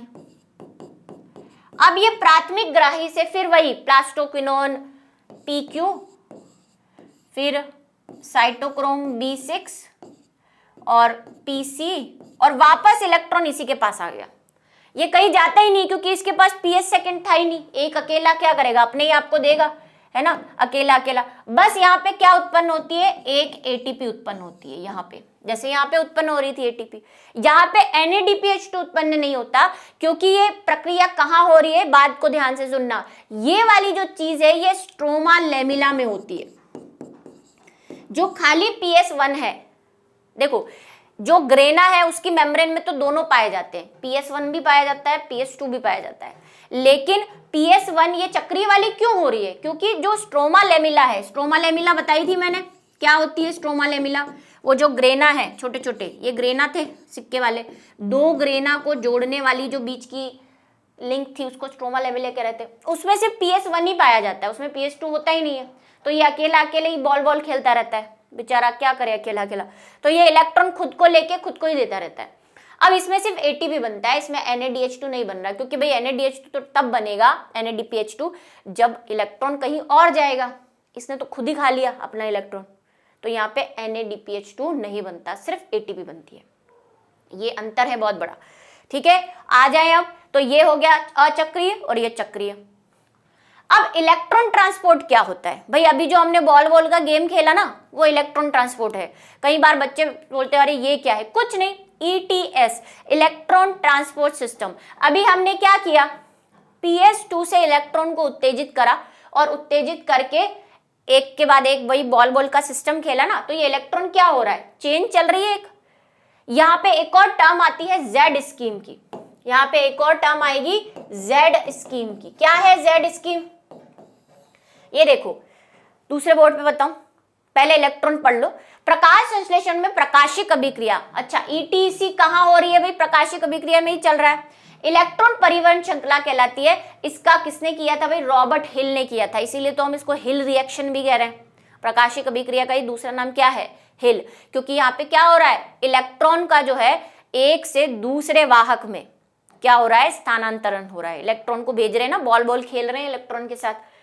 इसी के साथ एक और टर्म यहाँ पे आती है और उसका नाम क्या है, Z स्कीम। Z स्कीम की परिभाषा लिखनी है मुझे भाई, ये इसमें दोनों काम में आ रहे हैं। प्रकाश संश्लेषण की इस अभिक्रिया का समारंभ PS सेकंड तंत्र से होता है, PS2 से शुरू होती है ये, ठीक है, और प्रकाश ग्रहण कर लिया जाता है। Z स्कीम के लिए मैं जगह ढूंढ रही हूँ, ये कुछ नहीं है, ये लिखा हुआ है देखो, PS सेकंड जो है वो 680 पे ही कर लेता है, 680 पे उत्तेजित करता है और किसको दे देता है, PS1 को दे देता है। Z स्कीम क्या है, इस पे भी क्वेश्चन है, वैसे मैंने नोट्स में लिखा हुआ है लेकिन फिर भी मैं एक बार यहां लिख देती हूं। इलेक्ट्रॉन प्रवाह के, इलेक्ट्रॉन को भैया ढंग से हिंदी में लिखना, मैंने शॉर्ट में लिख दिया है। इलेक्ट्रॉन प्रवाह की प्रक्रिया को काल्पनिक रैखिक क्रम में प्रदर्शित करना Z स्कीम कहलाता है। एक और परिभाषा बनती है इसकी, एक और परिभाषा बनती है, क्या बनती है, देखो अगर हम PS1, अब मैं बिल्कुल छोटा बना रही हूं, देखो ये PS सेकंड था, इससे इलेक्ट्रॉन उत्सर्जित हुआ, फिर ये यहां गया PS फर्स्ट के बाद, PS फर्स्ट फिर इलेक्ट्रॉन उत्सर्जित किया और वो NADPH2 बना। अब ये देखो कैसा बन रहा है, ये Z जैसा सिंबल बन रहा है ना, हालांकि मुझे तो N दिखता है लेकिन वैज्ञानिक को Z दिखा होगा।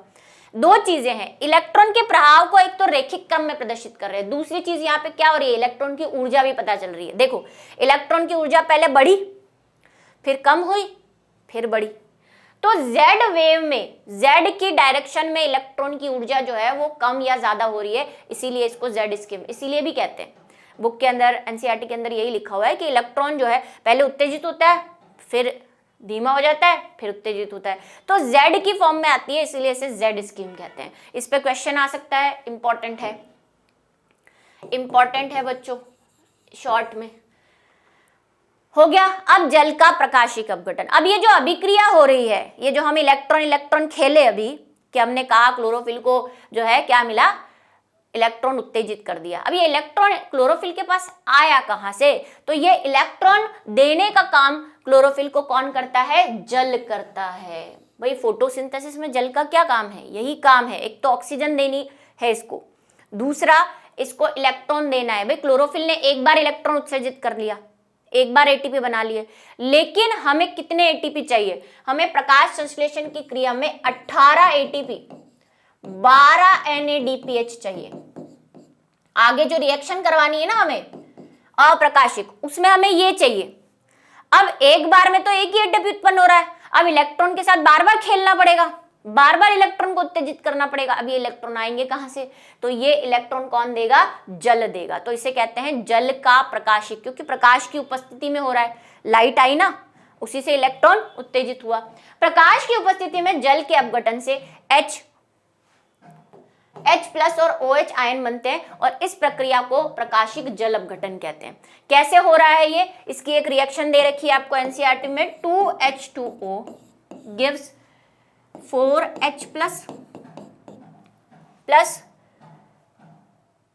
O2 और 4 इलेक्ट्रॉन। ठीक है, ऐसी होती है। हाफ O2 भी लिख सकते हो अगर ये H2O नहीं लगाओ। इसको 2-3 तरीके से लिख सकते हैं, मैंने डिटेल क्लास में इसके बारे में बताया है। भाई ये जो इलेक्ट्रॉन है, ये H+ जो गया, ये जो इलेक्ट्रॉन है, यही किसको मिलता है, बार बार PS2 को मिलेगा, क्योंकि PS2 तो एक ही बार इलेक्ट्रॉन दे सकता है, फिर बाकी के इलेक्ट्रॉन कहां से लाएगा, तो वो देता है कौन, जल अपघटन। और यहाँ पे एक इंपॉर्टेंट चीज जो खनिज वाले चैप्टर से जुड़ी हुई है कि जल अपघटन की क्रिया जो है वो मैग्नीज और क्लोराइड की उपस्थिति में होती है। खनिज वाला चैप्टर अगर किसी ने पढ़ा है, पादपों में खनिज, वहां पे हम बात करते हैं, इन दोनों की उपस्थिति में हो पाएगी ये। फिर क्या है, प्रकाश फॉस्फेटीकरण। ये कुछ नहीं, जो अभी अब तक हमने किया वो प्रकाश फॉस्फेटीकरण है। क्या किया हमने प्रकाश, सनलाइट ली, इलेक्ट्रॉन उत्तेजित करा, ADP से ATP बना दिया। तो इस प्रक्रिया को क्या कहते हैं, फॉस्फोरीकरण। आते ही समझ जाए, वो फोटोसिंथेटिक फॉस्फोरीकरण। प्रकाश की उपस्थिति में ADP से ATP निर्माण की प्रक्रिया को क्या कहते हैं, प्रकाश फॉस्फेटीकरण। अभी बनाए ना ATP, कैसे बनाए, सनलाइट से बनाए। ठीक है, तो ये यहीं पे लिखा हुआ है, आप इसकी परिभाषा लिख सकते हैं। ये कुछ छोटी मोटी परिभाषा है जो पूछते रहते हैं, जैसे Z स्कीम पूछ ली, इलेक्ट्रॉन ट्रांसपोर्ट चेन क्या होती है, ये सिस्टम क्या होता है, ये पूछ लिया, तो आप उसको लिखेंगे कैसे। तो ये छोटे छोटे पॉइंट, ये सब एक साथ ही हैं, जुड़े हुए हैं आपस में। जो हमने अभी अभी क्रिया की, उसी में Z स्कीम है, उसी में फोटोफॉस्फोरिलेशन है, उसी में साइक्लिक, उसी में नॉन साइक्लिक है, बस पूछ अलग अलग लेते हैं उनको। अब ये जो PS1 और PS2 का हमने अभी काम किया और ATP ADP उत्पन्न हुए, इनका हमें क्या करना है, आगे यूज करना है ना। और ये यूज कैसे करना है भाई, सबसे पहले ये स्टेप कैसे हुआ था, अभी जो हमने स्टेप किया ना, PS2 से लेके PS1 तक का, अगर हम नॉन साइक्लिक की बात करें, क्योंकि हमें तो नॉन साइक्लिक ही चाहिए ज्यादा से ज्यादा, हमें तो NADPH भी चाहिए, खाली ATP से तो काम चलेगा नहीं। इस प्रक्रिया में 3 स्टेप हो रहे हैं। पहला स्टेप क्या हो रहा है कि ये इसको सनलाइट मिलेगी। अब ये सनलाइट मिल तो गई, लेकिन मैंने कहा इसको इलेक्ट्रॉन कहां से मिलेंगे, तो इलेक्ट्रॉन के लिए इसको जल अपघटन करना पड़ेगा। जल कहां से आया है, मृदा से। तो सबसे पहला स्टेप जो है वो जल अपघटन का होगा और इलेक्ट्रॉनों का प्रभाव होगा। भाई इलेक्ट्रॉन इसको मिल गए, ये 4 इलेक्ट्रॉन मैं यहाँ बना रही हूँ, ऐसे 2 होते हैं, 4 बना रही हूँ मैं। ठीक है, ये इलेक्ट्रॉन इसको मिले, उत्तेजित हो गया, अब इलेक्ट्रॉन का प्रभाव होगा। तो प्रकाश तंत्र सेकंड से ऊर्जा 1 कम तक क्या होगा भाई, सेकंड से 1 तक इलेक्ट्रॉन का प्रभाव हो रहा है। उसके बाद NADPH प्लस तक, कहां तक जाएंगे इलेक्ट्रॉन, NADP को मिलते हैं, जिससे वो क्या बना देता है, NADPH2 बना देता है। तो ये मेन 3 स्टेप होते हैं किसके अंदर, प्रकाश फॉस्फेटीकरण के अंदर, वो जो अभी हमने किया। ठीक है, 3 स्टेप किए उसमें, ये 3 स्टेप होते हैं, अगर शॉर्ट में पूछ ले तो अब नेक्स्ट बात है रसोपरासरणीय परिकल्पना क्या है, ये जिसको हम इंग्लिश वाला नेम भी भाई याद करना है आपको, chemo osmo hydro hypothesis. Chemo osmo hypothesis क्या है ये, अभी जो हम करके आए, मैंने कहा ये तीनों आपस में लिंक, देखो photophosphorylation, cyclic non cyclic, Z scheme और ये सब एक साथ ही काम हो रहा है।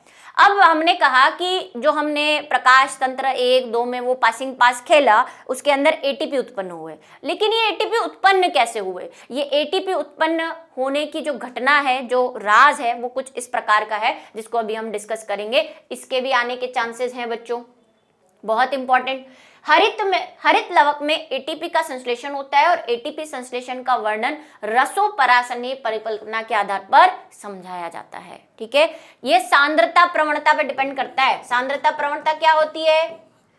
कॉन्सेंट्रेटेड ग्रेडियंट, कि किसी भी चीज की या किसी भी आयन की सांद्रता एक जगह ज्यादा हो जाए और दूसरी जगह कम हो जाए।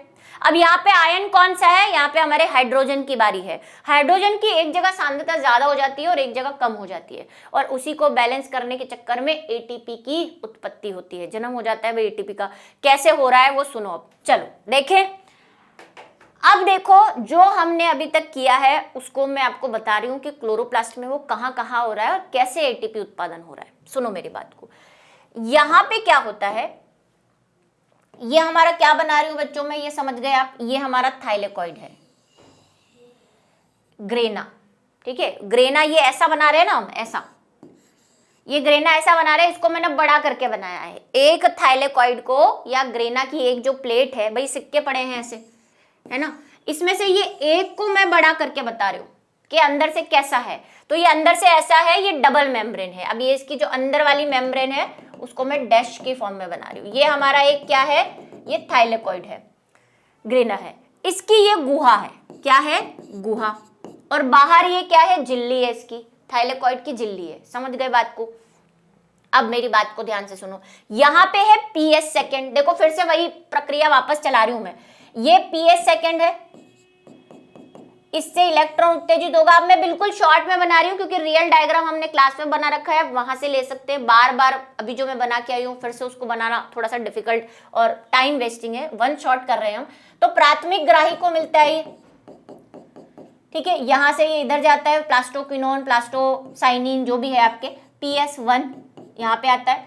और जब आप ऐसा वाला डायग्राम बनाएंगे तब आपको भी ऐसे ही बनाना है, पूरा डिटेल नहीं बनाना जो पहले बनाया था। और यहाँ पे ये यहाँ पे चला जाता है प्राथमिक ग्राही के पास। यहाँ पे एक एंजाइम बैठा हुआ है जिसका नाम क्या है? NADP सिंथेटेज, ये एंजाइम बैठा हुआ है। ये एंजाइम सिर्फ थाइलेकॉइड में होता है, स्ट्रोमा लेमिली में नहीं होता, ये बात ध्यान रखना। अब क्या हुआ? अब ये हुआ कि मैंने कहा ये खुशी के मारे भाई इसको सनलाइट मिलती है, यहाँ से सनलाइट आ रही है, इसके वो सारे कौन LHC आसपास के जो मैंने अभी नहीं बनाया है, LHC एक्टिवेट हो जाएंगे और इलेक्ट्रॉन दे देंगे। अब ये तो एक बार की कहानी हो गई, ये इलेक्ट्रॉन इधर गया इधर गया इधर गया और क्या उत्पन्न कर ली इसने? NADPH उत्पन्न कर लिया NADP से। अब ये H कहाँ से आया है? ये H बाहर से आया है, ये स्ट्रोमा है, ये स्ट्रोमा है। थाइलेकॉइड के बाहर क्या होता है? स्ट्रोमा। तो यहाँ पे H+ पड़े हुए हैं बहुत सारे, ठीक है, तो यहां से H+ इसने ले लिया और NADPH बना लिया। इधर क्या बनता है? तो हमने कहा इधर ATP बन रही है, ये रही ATP। किससे बनी? ADP से, ये बताया था हमने। अब देखो ये तो एक बार का खेल हो गया, इलेक्ट्रॉन चला गया, लेकिन इलेक्ट्रॉन मैंने कहा इसको कौन देता है? ये बेचारा दुखी हो जाता है, हाय मेरा इलेक्ट्रॉन चला गया, मुझे इलेक्ट्रॉन कौन देगा, मेरे पास बड़ी गरीबी आ गई, हाय मेरा बच्चा मुझसे छूट गया। ऐसे बच्चा है ना, वो वाला नहीं समझना। तो भाई ये इलेक्ट्रॉन त्यागने के बाद ऐसे रोना दाना शुरू कर देता है, तो इसकी मदद कौन करता है? आपको पता है, ये पानी, हमारा जल। H2 क्या करता है? यहाँ पे अंदर की तरफ जल अपघटन हो रहा है, जिसकी बात हम अभी करके आए हैं कि जल अपघटन होता है तो क्या होता है। अभी मैं यहाँ पे सिर्फ इलेक्ट्रॉन लिख रही हूँ, पूरी रिएक्शन नहीं लिख रही। इलेक्ट्रॉन आप जब लिखेंगे एग्जाम में तो पूरी रिएक्शन लिखेंगे। इलेक्ट्रॉन बनता है, H+ बनता है और O2 बनती है। यही इलेक्ट्रॉन बार बार ये जल टूटता है। 12 H2O लिए है ना हमने प्रकाश संश्लेषण की अभिक्रिया में, कितने लिए हैं? 12 लिए है ना। तो वही 12 इलेक्ट्रॉन बार बार ये H2O क्या करता है? इसकी मदद करता है, ये इलेक्ट्रॉन इसको ट्रांसफर कर देता है। तो ये प्रक्रिया जो है ये चलती रहती है, ATP उत्पन्न होते रहते हैं, NADP उत्पन्न होते रहते हैं। अब कहानी में ट्विस्ट है, और ATP चाहिए। हमने कहा हमें 18 ATP चाहिए, यहां से तो एक ATP और एक NADH2 मिल रहे हैं। मतलब अगर 12 बार भी चलाओगे 12 बार H2O टूटेगा, क्योंकि 12 मॉलिक्यूल लिए, तो 12 ATP और 12 NADH2 होंगे। हमें तो 18 ATP चाहिए। बाकी के ATP कहां से आएंगे? बाकी के ATP की हम एक कैलकुलेशन करने वाले हैं। अब यहाँ पे देखो H+ आयन बहुत ज्यादा है, बाहर H+ जो आयन है उनको तो कौन यूज कर रहा है, NADPH2। ठीक है, दूसरा क्या होता है, जब ये ATP बन रहा होता है, यहाँ पे इलेक्ट्रॉन ट्रांसपोर्ट चल रहा होता है PQ से PC तक, तब क्या होता है, एक और चमत्कारिक प्रभाव दिखने को मिलता है कि हाइड्रोजन आपको पता है बावरा होता है, प्रकाश संश्लेषण में भी वही करता है, जहां उसको इलेक्ट्रॉन चेन दिखती है वो अपनी जो है पार्टनरशिप बदल देता है। तो यहाँ पे जो H+ होते हैं, यहाँ पे जो H+ होते हैं वो फुदक फुदक के, यहाँ पे जो एनर्जी उत्पन्न होती है उससे फुदक फुदक के अंदर आ रहे होते हैं, ऐसे ये अंदर आ जाते हैं H+, ये H+ बार बार अंदर आ रहे हैं। अब देखो क्या हुआ, बाहर एक तो H+ यूज हो रहा है, प्लस बाहर वाला H+ अंदर भी आ रहा है, तो बाहर H+ आयनों की बहुत भारी कमी हो गई। अंदर यहाँ पे गुहा में देखो H+ ही भरा पड़ा है, क्योंकि ये H+ काम ही नहीं आ रहा है। तो हाहाकार मच गया भाई, यहाँ पे जनसंख्या वृद्धि हो गई है, यहाँ पे ये H+ तड़प रहे हैं कि हमें कोई बाहर निकालो, यहाँ से बनाए जा रहे हो, भरे जा रहे हो, हम तबाह हो गए, हमें बाहर निकालो। तो भाई ये बाहर कौन निकालेगा इनको, तो इनका जो मसीहा है वो कौन है, यहीं पे थाइलाकॉइड की ग्रंथि के अंदर, थाइलाकॉइड की लेयर के अंदर हमारे पास क्या पाया जाता है, ये पाया जाता है। ये कौन है, ये है CF0 और CF1। ठीक है, ये पाए जाते हैं। इसमें एक एंजाइम होता है जिसको बोलते हैं ATP सिंथेटेज होता है इसके अंदर। ठीक है, ये ATP सिंथेसिस कैसे काम कर रहा है, सुनो, ये H+ मचल रहे हैं, हमें निकालो। ठीक है, अब ये निकलेंगे कैसे, तो ये जो कहता है, मैं कहता है मेरे पास देखो ये चैनल है, प्रभाव के बारे में पढ़ा है ना, प्रोटीन चैनल होते हैं, तो ये प्रोटीन चैनल है। ये कहता है मैं निकाल तो दूंगा, पर उसका लिए क्या लगेगा, पैसा लगेगा। वो कहता है मेरे पास एक एंजाइम है जो मिट्टी को सोना बना देता है, मतलब NADP को ATP बना देता है, ऐसे समझ लो भाई, मिट्टी को सोना बना रहा है। ये कहता है जब भी तुम इधर से इधर आओगे तो H+ आयन कहता है खुशी के मारे जाता है, बड़ी जगह मिल गई, बहुत एनर्जेटिक। तो जैसे ही H+ आयन बाहर निकलते हैं, जैसे ही H+ आयन यहां से बाहर निकलेंगे, क्योंकि भाई ग्रेडियंट हो गया है ना, अंदर बहुत सांद्रता ज्यादा हो गई, हमें मेंटेन करना है, दोनों तरफ मेंटेनेंस तो चलता रहेगा। तो जैसे ही H+ आयन बाहर निकलते हैं, ये अपनी एनर्जी लूज कर देते हैं और इसको गेट पास देना पड़ता है, हफ्ता वसूली कर रहा है, बोल रहा है मैं एक H+ आयन को जाने दूंगा पर ऊर्जा लगेगी उसके लिए। अब ये ATP सिंथेसिस क्या करता है, ये जो ऊर्जा यहाँ पे H+ आयन से मिलती है उसको किस में बदल देता है, उसको बदल देता है, कहाँ बनाऊं, देखो मैं मेम्ब्रेन के अंदर बना रही हूँ, आप इसको मेम्ब्रेन के बाहर बनाना। ये क्या करता है, ATP बना देता है, किससे, मंगता में बैठा ही रहता है हमेशा, आपको पता है ये ADP से ATP बना लेता है। तो बाकी के ATP यहाँ से आ रहे हैं, 12 तो वहां आ गए, बाकी के जो बच्चे हैं 6 वो यहाँ से आएंगे। ठीक है, तो इसको बोल रहे हैं रसो रसायन परिकल्पना। ये ऊपर वाली रसो रसायन नहीं है, ये है कीमो ऑस्मो जो रेगुलेशन हम कह रहे हैं। कैसे लिखोगे इसको, थाइलाकॉइड की गुहा में H+ आयनों की सांद्रता बहुत अधिक बढ़ जाने के कारण सांद्रता प्रवणता उत्पन्न हो जाती है, जिसको बैलेंस करने के लिए या जिसको संतुलित करने के लिए H+ आयन झिल्ली से बाहर आते हैं, जिससे ATP का उत्पादन होता है। इसे रसो रासायनिक परिकल्पना कहते हैं। बस ये सब आपस में लिंक्ड है, बस परिभाषाएं पूछ लेते हैं। ठीक है, ये हो गई, देखो अब सारी चीजें यहाँ पे आ गई है। ये Z स्कीम हो गई, ये रसो रसायन हो गई, ये इलेक्ट्रॉन ट्रांसपोर्ट यही है, इलेक्ट्रॉन का प्रवाह हो रहा है PC2 से PS1 तक। तो ठीक है, ये सारा हो गया। ये आपकी क्या है, प्रकाशिक अभिक्रिया है। ये क्या है, प्रकाशिक अभिक्रिया, और इसी को हम क्या कह रहे हैं, हिल रिएक्शन कह रहे हैं। तो इसका दूसरा नाम हिल क्यों कह रहे हैं, क्योंकि रॉबर्ट हिल ने ये वाली चीज जो डिस्कवर की थी, उसके हिल अभिक्रिया भी कह रहे हैं इसको। अभी हम कौन सी अभिक्रिया समाप्त करके आए हैं, पहली वाली अभिक्रिया में हमने कहा था क्या क्या बनता है, तो हमने यहाँ बना दिया है। क्या बनाए हमने, 12 NADPH बनाएंगे, DPH, 18 ATP बनाएंगे और ऑक्सीजन बनाएंगे। ये ऑक्सीजन बन रही है, देखो ये बाहर निकल जाएगी वैसे तो रंध्र से, ये बन गई। अब इन ATP और NADP का यूज करके हमें ग्लूकोज बनानी है। सेकेंड वाला स्टेप हम फॉलो करेंगे और वो है अप्रकाशिक अभिक्रिया। ठीक है, जो ATP NADP उत्पन्न किए उससे ग्लूकोज बनाना है, सेकेंड स्टेप ये था। अब कैसे बनाएंगे, ये बिल्कुल सिंपल है, कुछ नहीं करना, बिल्कुल सिंपल सादा हमें करना है। ये वैसे बहुत कॉम्प्लिकेटेड है, जो अप्रकाशिक अभिक्रिया होती है उसमें क्या होता है, सवाल देखो यहाँ पे क्या क्या बनते हैं। पहला आपसे पूछ ले कि एटीपी और NADPH का उपयोग कहाँ किया जाता है, तो आप कहेंगे अप्रकाशिक अभिक्रिया में किया जाता है। अच्छा, डायरेक्ट कई बार क्या होता है, एग्जामिनर बहुत चालाक क्वेश्चन क्या बनाएगा पता है, एटीपी और NADPH के उपयोग की प्रक्रिया को अपने शब्दों में समझाओ। बच्चा ढेर है, एटीपी NADPH के उपयोग की प्रक्रिया तो यार कोई सिलेबस में था ही नहीं मैम, ये तो आउट ऑफ सिलेबस सवाल है। आउट ऑफ सिलेबस सवाल नहीं है, एनसीईआरटी में तो इसी हेडिंग के साथ दे रखा है। एनसीईआरटी की बुक देखना, उसमें हेडिंग यही डली हुई है, ये तो मैंने डाली है।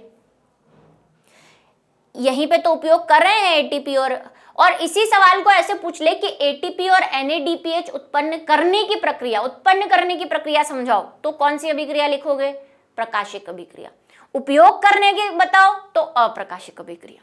यहाँ पे हम उपयोग कर रहे हैं, जो अभी तक हमने मेहनत की है उसका उपयोग करेंगे। क्या होता है इसमें, एटीपी NADPH का ऑक्सीजन होते हैं और इसमें ऑक्सीजन क्लोरोप्लास्ट से निकल जाती है रंध्रों से, ठीक है। और एटीपी और NADPH का उपयोग करके हम क्या बना रहे हैं, शर्करा बनाएंगे अप्रकाशिक अभिक्रिया में, ठीक है। कैसे होती है ये वैसे इसे कौन सी रिएक्शन कहते हैं ये भी ध्यान रखना है। इसको ब्लैकमैन रिएक्शन कहते हैं या ब्लैकमैन अभिक्रिया भी कहते हैं। इसको किस नाम से जानते हैं, इसको केल्विन साइकिल कहते हैं। वैसे 2 तरह के साइकिल आपको बताए हुए हैं, ये अभिक्रिया अलग अलग पौधों में अलग अलग प्रकार की है। C3 साइकिल इसके लिए मेन होता है, जिसको केल्विन साइकिल कहते हैं। कहाँ होती है ये बात मैं पहले ही बता चुकी हूँ, बार बार बता चुकी हूँ। प्रकाशिक अभिक्रिया थैलेकॉइड्स में या ग्रेना में होती है, अप्रकाशिक अभिक्रिया स्ट्रोमा में होती है, ठीक है। ये 2 तरीके से पढ़नी है, एक तो केल्विन साइकिल और दूसरा कुछ स्पेशल पौधों में पाया जाता है जिसको C4 साइकिल कहते हैं। C3 साइकिल और C4 साइकिल, C3 साइकिल सभी पौधों में पाया जाता है, ये बात ध्यान रखें। चाहे वो C4 वाले हो तब भी उसमें C3 तो चलेगा ही चलेगा, ठीक है। तो C3 साइकिल मेन है, इस पे सवाल आता है बड़ा वाला, केल्विन साइकिल को समझाइए, लॉन्ग क्वेश्चन, या अप्रकाशिक अभिक्रिया को समझाइए, ठीक है। H/H साइकिल जिसको C4 साइकिल भी कहते हैं। अब एक और इंपॉर्टेंट बात ये सुन लो, यहाँ पे मैंने एक चीज केम साइकिल भी समझाया है, लेकिन मैंने वहां पे कह दिया था आपको लेक्चर के अंदर ही, डिटेल लेक्चर के, कि एनसीईआरटी में ये नहीं है, मैंने नीट के हिसाब से पढ़ाया है। तो आज मैं केम साइकिल नहीं पढ़ाऊंगी। अगर किसी के स्कूल में उसे पढ़ाया गया है, एनसीईआरटी में तो नहीं है, तो आप मेरा डिटेल लेक्चर जाके देख सकते हैं, ठीक है। बात कर लेते हैं केल्विन साइकिल की। क्यों कहते हैं इसको, क्योंकि केल्विन ने इसको खोजा था और स्ट्रोमा में मिलता है। अच्छा, इसको C3 साइकिल क्यों कहते हैं, क्योंकि इसका फर्स्ट स्टेबल कंपाउंड, ध्यान से सुन लेना, इसको C3 साइकिल क्यों कहते हैं, क्योंकि इसमें जो पहला स्थायी प्रोडक्ट बनेगा, उत्पाद बनेगा, वो बनेगा PGA, फास्फोग्लिसरेल्डिहाइड या ग्लिसरिक एसिड जिसको कहते हैं, फॉस्फोग्लिसरेट या फॉस्फोग्लिसरिक एसिड, ठीक है। ये बनता है, ये 3 कार्बन का होता है, स्थायी, सबसे स्थायी बन रहा है ये। सबसे पहला स्थायी कंपाउंड कौन बनता है, PGA बनता है, फॉस्फोग्लिसरिक एसिड, और ये 3 कार्बन का होता है और स्थायी कंपाउंड होता है सबसे पहला, इसीलिए इसको क्या बोलते हैं, C3 साइकिल।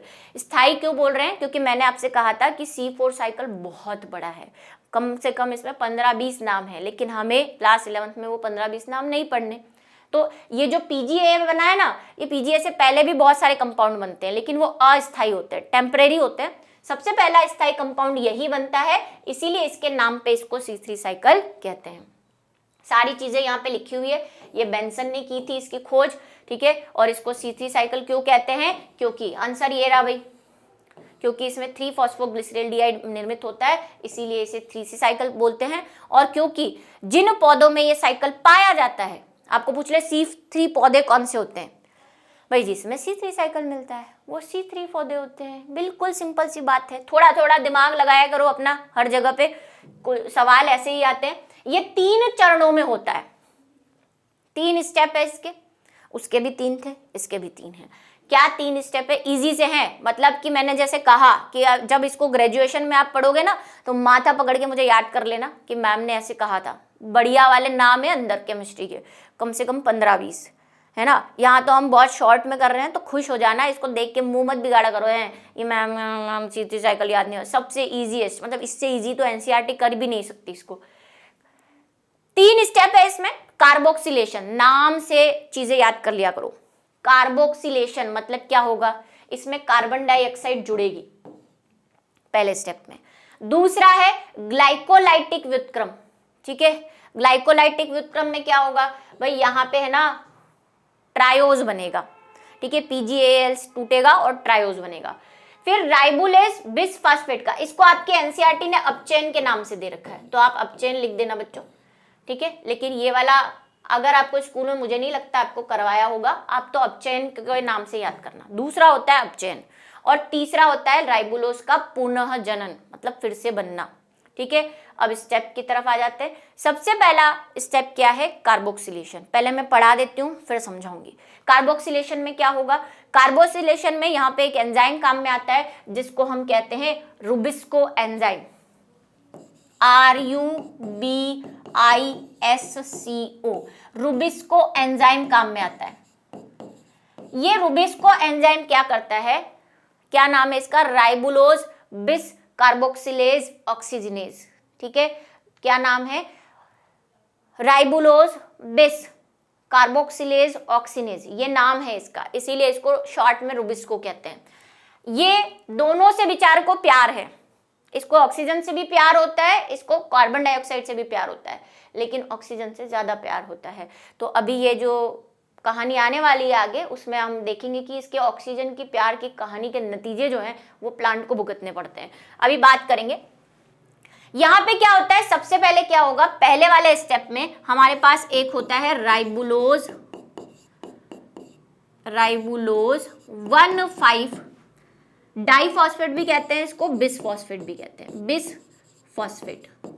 उसी को शॉर्ट में क्या कहते हैं, यहाँ पे देख लो, उसको बोलते हैं RUBP। यहाँ पे जो ये RUBP लिखा हुआ है ना, ये इसमें क्या होगा, मैंने आपको बोला कार्बोक्सिलेशन मतलब ऑक्सीजन जुड़े, कार्बन डाइऑक्साइड जुड़ती है, तो कार्बन डाइऑक्साइड जुड़ती है और बनता है PgA। PgA क्या है, PG है फॉस्फोग्लिसरिक एसिड, ठीक है, 3 फॉस्फोग्लिसरिक एसिड, 3 लगा दूं। अभी कार्बन वार्बन बाद में देखेंगे। अब ये एक एंजाइम की उपस्थिति में हो रहा है और इस एंजाइम का क्या नाम है, इस एंजाइम का नाम है ये एंजाइम काम में आ रहा है rubisco, ribulose bisphosphate carboxylase oxygenase, carboxylase oxygenase, ठीक है, पूरा कार्बोक्सिलेज ऑक्सीनेज, पूरा नाम आपको याद करना है इसका। अब दूसरा होता है रिडक्शन, इसको मैं एक साथ भी बताऊंगी। रिडक्शन में क्या होता है, अपचयन। अपचयन क्या होता है, इस प्रक्रिया में कार्बन डाइऑक्साइड जो PgA है वो टूट जाएगा, उसका दिल टूट जाएगा, PgA 2 भागों में बढ़ जाएगा, कार्बन डाइऑक्साइड को निकालेगा, एक कार्बन का मॉलिक्यूल निकलेगा बाद में, ठीक है, अभी नहीं। अभी क्या है, NADH यहाँ पे काम में आ रहे हैं, वो जो ATP संभाल के रखे हैं ना उधर, 18 ATP और 12 NADP, वो यही काम में आ रहे हैं। इसमें से 12 और 12 NADH2 यहाँ काम में आ जाएंगे। बचे कितने, 18 हैं, 6 बचे ना, 6 नीचे अभी और बताऊंगी, नेक्स्ट स्टेप में काम में आएंगे, ठीक है। इससे क्या बनता है भाई ना, लास्ट स्टेप में ये हो गया आपका रिडक्शन, इसमें बनता है और वापस हमें एंजाइम, क्योंकि मैंने आपको एंजाइम के बारे में बताया है कि एंजाइम अपनी पुनः अवस्था में आ जाते हैं, तो रुबिस्को को वापस अपनी अवस्था में लेके आना पड़ेगा, है ना। रुबिस्को एंजाइम है, वो शरारती बच्चा है, शरारती बच्चा वापस अपनी अवस्था में आता है, लेकिन अवस्था में आने के लिए शैतानी खर्चा करेगा। तो भाई ये रीजनरेशन किसका हो रहा है, रुबिस्को का। रुबिस्को एंजाइम जो है ना वो वापस अपनी अवस्था में आ रहा है, क्योंकि ये तो बार बार काम में आएगा, हर बार काम में आएगा, 6 चक्र चलाने हैं हमें ऐसे, ठीक है। तो ये इसका पुनर्भरण होता है, यानी कि रीजनरेशन होता है। अब सुनो क्या हो रहा है, कैसे ये 3 स्टेप हुए। अब मैं इसको सिर्फ यहीं से बना रही हूँ, खुद बना के नहीं बता रही, क्योंकि मैंने काफी बना के बताया हुआ है और सिंपल सा है। सबसे पहले क्या होता है, राइबोलोज 1,5 बिसफॉस्फेट, जिसको हम क्या बोल रहे हैं, RUBP कह रहे हैं। अच्छा चलो बना ही देती हूँ, NCERT के साथ ही बनाती हूँ ताकि आपको पता चले। RUBP का फुल फॉर्म वहां लिखा हुआ है। RUBP में सबसे पहला स्टेप होता है, पहला स्टेप कौन सा है, कार्बोक्सिलेशन, ये लिखा है कार्बोक्सिलेशन। इसमें क्या होता है, एक CO2 जुड़ती है, तो यहाँ पे CO2 जोड़ देती हूँ। RUBP 5 कार्बन का होता है, इसीलिए देखो लिखा है 1,5, 5 कार्बन है, पहले और 5वें पे जुड़ी हुई है फॉस्फेट, ठीक है। अब क्या होता है, जैसे RUBP पे कार्बन डाइऑक्साइड जुड़ती है तो एक 3 कार्बन वाला क्या बनता है, PgA बनता है। PgA क्या है, फॉस्फोग्लिसरिक एसिड, या ग्लिसरेट। और इसीलिए इसको क्या बोलते हैं, C3 साइकिल भी बोल रहे हैं, क्योंकि स्थायी कंपाउंड बन रहा है सबसे पहला। C3 साइकिल क्यों बोल रहे हैं, इसकी वजह से ही तो बोल रहे हैं C3 साइकिल, ये बनता है। अब देखो 5 और 1 कार्बन डाइऑक्साइड मिल गई, 6 कार्बन हो गए, लेकिन बना 3 कार्बन वाला है, तो 3 कार्बन के 2 अणु बनेंगे। क्योंकि ये 3 कार्बन वाला है ना, तो फिर 2 अणु बनाने पड़ेंगे, क्योंकि हमें तो पूरे 6 रखने हैं ना। 6 कार्बन है तो 6 कार्बन टूट गए 3 में, 3 PGA बना दिए, तो 2 अणु बन गए। अब क्या होता है, ये PGA बड़ा ही अस्थिर प्राणी है। ये क्या करता है, इसको तो हमें पता है कि आगे जाके मेरे को ग्लूकोज बनानी है, तो ये अपने आप को तोड़ देता है किसके अंदर, ट्रायोज के अंदर। ट्रायोज क्या है, कार्बोहाइड्रेट का एक प्रकार है। कार्बोहाइड्रेट वाला चैप्टर पढ़ा है हमने कहा था कार्बोहाइड्रेट अलग अलग प्रकार की होती है, डाइसैकेराइड है ना, पॉलीसैकेराइड, ट्रायोज, टेट्रोज, ऐसे पढ़ा था, तो ये ट्रायोज है। अब ट्रायोज बनती है तब क्या होता है, ट्रायोज बनने के लिए यहाँ पे 2 चीजें काम में आती है, एक तो ATP काम में आएंगे और एक जो हमने बना के रखे हैं NADPH काम में आएंगे। उससे क्या बन जाएगा, ADP बन जाएगा और NADP बन जाएगा, H गया, ठीक है, ये एक काम में आ रहा है। ट्रायोज बन गई, ट्रायोज में कितने कार्बन है, ट्रायोज 3 कार्बन है, ठीक है, 3 कार्बन वाला है। अब ये 3 कार्बन वाला क्या करता है, ये बेचारा बच्चा जो है 1 कार्बन बाहर निकाल देता है, कार्बन बाहर, कार्बन का मॉलिक्यूल बाहर निकाल देता है। अभी भी 2 अणु है इसके, सबके 2-2 अणु है, ठीक है, इसके भी 2 अणु क्योंकि 3 कार्बन वाला है। अब ट्रायोज से 1 कार्बन, यही वो कार्बन है जिससे ग्लूकोज बननी है, इसी कार्बन से ग्लूकोज बनेगी, इसी को उत्पन्न करने के लिए सारा षड्यंत्र रचा जा रहा था। अब ये कार्बन एक ही निकल रही है, ठीक है, ऐसी कितनी कार्बन निकलेगी, 6 कार्बन निकलेगी, तब आपका ग्लूकोज बनेगा। C6H12O6 बनाना है ना आपको, तो ऐसी 6 कार्बन निकालनी है, एक बार में एक ही निकलती है। अब वही हमारा रूबिस को हमें वापस चाहिए, यहाँ पे जो एंजाइम यूज किया था कौन सा, RUBSCO, रूबिस्को एंजाइम यूज किया था, वापस चाहिए। तो रूबिस्को का पुनर्भरण हो रहा है भाई, यहाँ पे क्या बन जाएगा आपका, यहाँ पे पुनर्भरण होगा और ये रूबिस्को जो है वापस बन जाएगा। तो मैं यहाँ पे स्टेप लिख देती हूँ, पुनः भरण या पुनः जरण, जो भी लिखना है, ये रूबिस्को वापस बन गया। लेकिन ये ऐसे ही नहीं बना, ये भी करामाती है।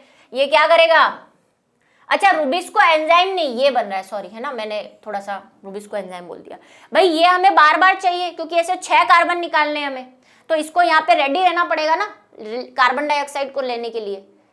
जैसे ये साइकिल चल रहा है तो भाई ये 6 कार्बन आपको निकालने, ये भी तो एक ही निकला है, बाकी के कार्बन निकालने के लिए इसको अपनी जगह पे जाना पड़ेगा ना, कि कार्बन डाइऑक्साइड ले, मैं फिर से PGA बनाऊं, फिर से घूम के आऊं।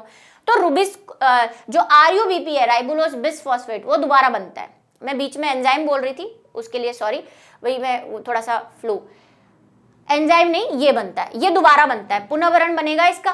तो अभी इसको पुनर्भरण कह रहे हैं, लेकिन ये ऐसे ही नहीं बनता, इसको इसके लिए क्या चाहिए, ATP चाहिए, ये भी ATP यूज करेगा।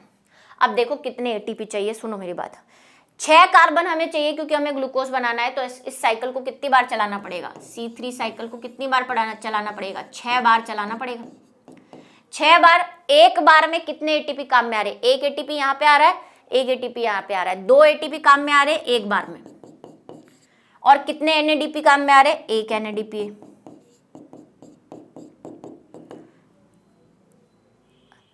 ठीक है, एक ATP यहाँ, ये एक ATP, लेकिन कैलकुलेशन देखो, एक ATP एक अणु के लिए काम में आ रहा है। हमारे पास कितने अणु है, यहाँ पे 2 अणु है, 2 PGL है ना, एक PGL के लिए एक ATP चाहिए, तो 2 PGL के लिए 2 ATP चाहिए। तो एक्चुअली में हमें यहाँ पे कितने चाहिए, 2 चाहिए, तो 2 ये ATP और एक ये, कितने ATP हो गए, 3 ATP और 2 NADH, ठीक है, बात समझ गए। 2 डबल क्यों किया मैंने, क्योंकि 2 है यहाँ पे, सब कुछ 2 है, कार्बन एक ही निकल रहा है। 6 बार चलाओगे तो क्या हो जाएगा, 6 तिया, एक बार में 3 ATP निकल रहे, यूज हो रहे हैं, उपयोग हो रहे हैं, तो कितने ATP हो गए, 18। एक बार में 2 यूज हो रहे हैं तो कितने हो गए, 12, हो गया काम खत्म। 18 ATP और 18 NADPH2 बनाए थे, दोनों यूज हो गए, ऑक्सीजन तो निकल ली पहले ही। बस खत्म हो गया काम, 6 कार्बन बना लोगे, उससे क्या बन जाएगा, ग्लूकोज। यही है केल्विन साइकिल। बताओ कितना ही इजी है ये। एनसीईआरटी का तो मैं क्या ही कहूँ, मतलब खुश हो जाना चाहिए। मेरे समय में, हमारे समय में ये नहीं था एनसीईआरटी, हमें 11th-12th में ही वो पूरा पढ़ना पड़ता था, जो मैंने कहा ना 15-20 कंपाउंड, तो जाइलुलोज और इरिथ्रोज, पता नहीं क्या क्या ही थी। चलो ठीक है, आपके थोड़ा काम आसान है, ये आने के चांसेस है भाई। केल्विन साइकिल नाम से फेमस है, केल्विन साइकिल और प्रकाशिक अभिक्रिया दोनों फेमस है, तो याद करें इनके नाम। अब ये बात हो गई, ये हो गया केल्विन साइकिल, प्रकाश संश्लेषण खत्म। लेकिन क्या होता है, जैसे मैंने कहा कि ये रुबिस्को जो है एंजाइम, इसको ऑक्सीजन से बड़ा प्यार होता है। जब इसको कार्बन डाइऑक्साइड से ज्यादा ऑक्सीजन दी जाएगी तो ये पागल हो जाता है, ये केल्विन साइकिल नहीं चलाएगा, ये ऑक्सीजन से शादी करके बैठ जाता है कि ना कोई केल्विन साइकिल नहीं चलेगा। पर हमें तो केल्विन साइकिल चलाना है, तो इसके लिए जो एक बीजपत्री पौधे होते हैं, एक बीजपत्री पौधे कौन कौन से हैं, एक बीजपत्री पौधे नाम रट लो, इस पे क्वेश्चन आता है। किन पौधों में C4 साइकिल चलता है, किन पौधों में C4 साइकिल चलता है, गन्ना, मक्का, ज्वार, और एक बीजपत्री पौधे भी बोल सकते हो, लेकिन 2-3 एग्जाम्पल आपको याद करने हैं क्योंकि ये नाम से पूछे जाते हैं। इनमें C4 साइकिल चलता है। अब ये C4 साइकिल है क्या, C3 साइकिल तो चलेगा इनमें, लेकिन ये C3 साइकिल को अलग तरीके से चलाते हैं। पहले C4 साइकिल चलाएंगे, फिर उससे C3 साइकिल चलाएंगे, ठीक है। C4 साइकिल मैंने पहले ही बोल दिया कि C3 साइकिल सब में चलता है, कोई भी ऐसा पौधा नहीं है जिसमें C3 साइकिल नहीं चलता, बस उसको बनाने का तरीका अलग है। क्योंकि इनको क्या पता चल गया, इनको पता चल गया कि वो जो रुबिस्को है वो ऑक्सीजन के पीछे दौड़ेगा, तो हमारा फिर C3 साइकिल चल नहीं पाएगा, तो इन्होंने ऑक्सीजन को ही गायब कर रखा है। कैसे गायब किया वो देखेंगे। इनके पास एक करामाती मैजिकल संरचना पाई जाती है जिसको बोलते हैं क्रेन्स एनाटोमी, क्रेन्स आकारिकी या क्रेन्स एनाटोमी। ये क्या है भाई, एक वैज्ञानिक थे जिनका नाम क्रेन्स था, उन्होंने खोजी थी इसलिए उनके नाम पे रखा हुआ है। ये क्या करते हैं, चालाकी करते हैं। क्या चालाकी करते हैं, ये पहले C4 साइकिल चलाएंगे, फिर C3 साइकिल चलाएंगे। तो C3 साइकिल इनका पहले जैसा ही है, C3 साइकिल इनका जो अभी हम पढ़ के आए ना वैसा ही है ये पूरा। प्रकाशिक अभिक्रिया भी वही रहेगी, अप्रकाशिक अभिक्रिया भी रहेगी, बस बीच में एक पुछल्ला आ गया है भाई, बीच का बंदर आ गया है, और वो है C4 साइकिल। लेकिन ये इनके फायदे के लिए, क्यों फायदे के लिए है, तो ये फायदा हमें देखना पड़ेगा जब हम पढ़ेंगे प्रकाश श्वसन। क्या होता है प्रकाश श्वसन, ये सुनो, फिर मैं आपको C3 साइकिल समझाती हूँ, ठीक है। तो हमें C4 साइकिल चलाने की जरूरत क्यों पड़ी भैया, क्यों हमारे सिलेबस में C4 साइकिल आया, क्योंकि पौधे में एक चीज पाई जाती है जिसको हम बोलते हैं प्रकाश श्वसन। प्रकाश श्वसन भाई, प्रकाश संश्लेषण में श्वसन मैम, और ये इंपॉर्टेंट है। अगर आपसे पूछ ले कि C4 साइकिल क्यों चलाया जाता है, तो आप क्या लिखेंगे, C4 साइकिल का उपयोग क्या है, क्योंकि वो प्रकाश श्वसन से बचाता है, इसीलिए वो उपयोगी है। अब प्रकाश श्वसन ऐसा नुकसानदायक क्या है इसमें, तो सुनो, देखो हमने कहा कि जो रुबिस्को है, रुबिस्को का पूरा नाम क्या है, अब मैं नाम लिख रही हूं इसका, ribulose bis phosphate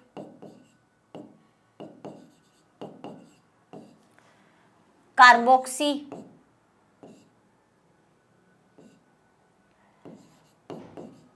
carboxylase oxygenase, carboxy से सी से कार्बोक्सीलेज और ऑक्सीजिनेज, ऑक्सीजिनेज। ये कहता है मुझे ऑक्सीजन से ज्यादा प्यार है तो मैं तो उसका सरनेम लगा के घूमूंगा, तो इसने ऑक्सीजिनेज का सरनेम लगा दिया। मैंने कहा इसे ऑक्सीजन से ज्यादा प्यार होता है। अब कहानी क्या होती है सुनो, जब प्रकाश नॉर्मल हो तब तो C3 साइकिल चलता रहता है, इसकी कंडीशन है, शर्तें हैं भाई।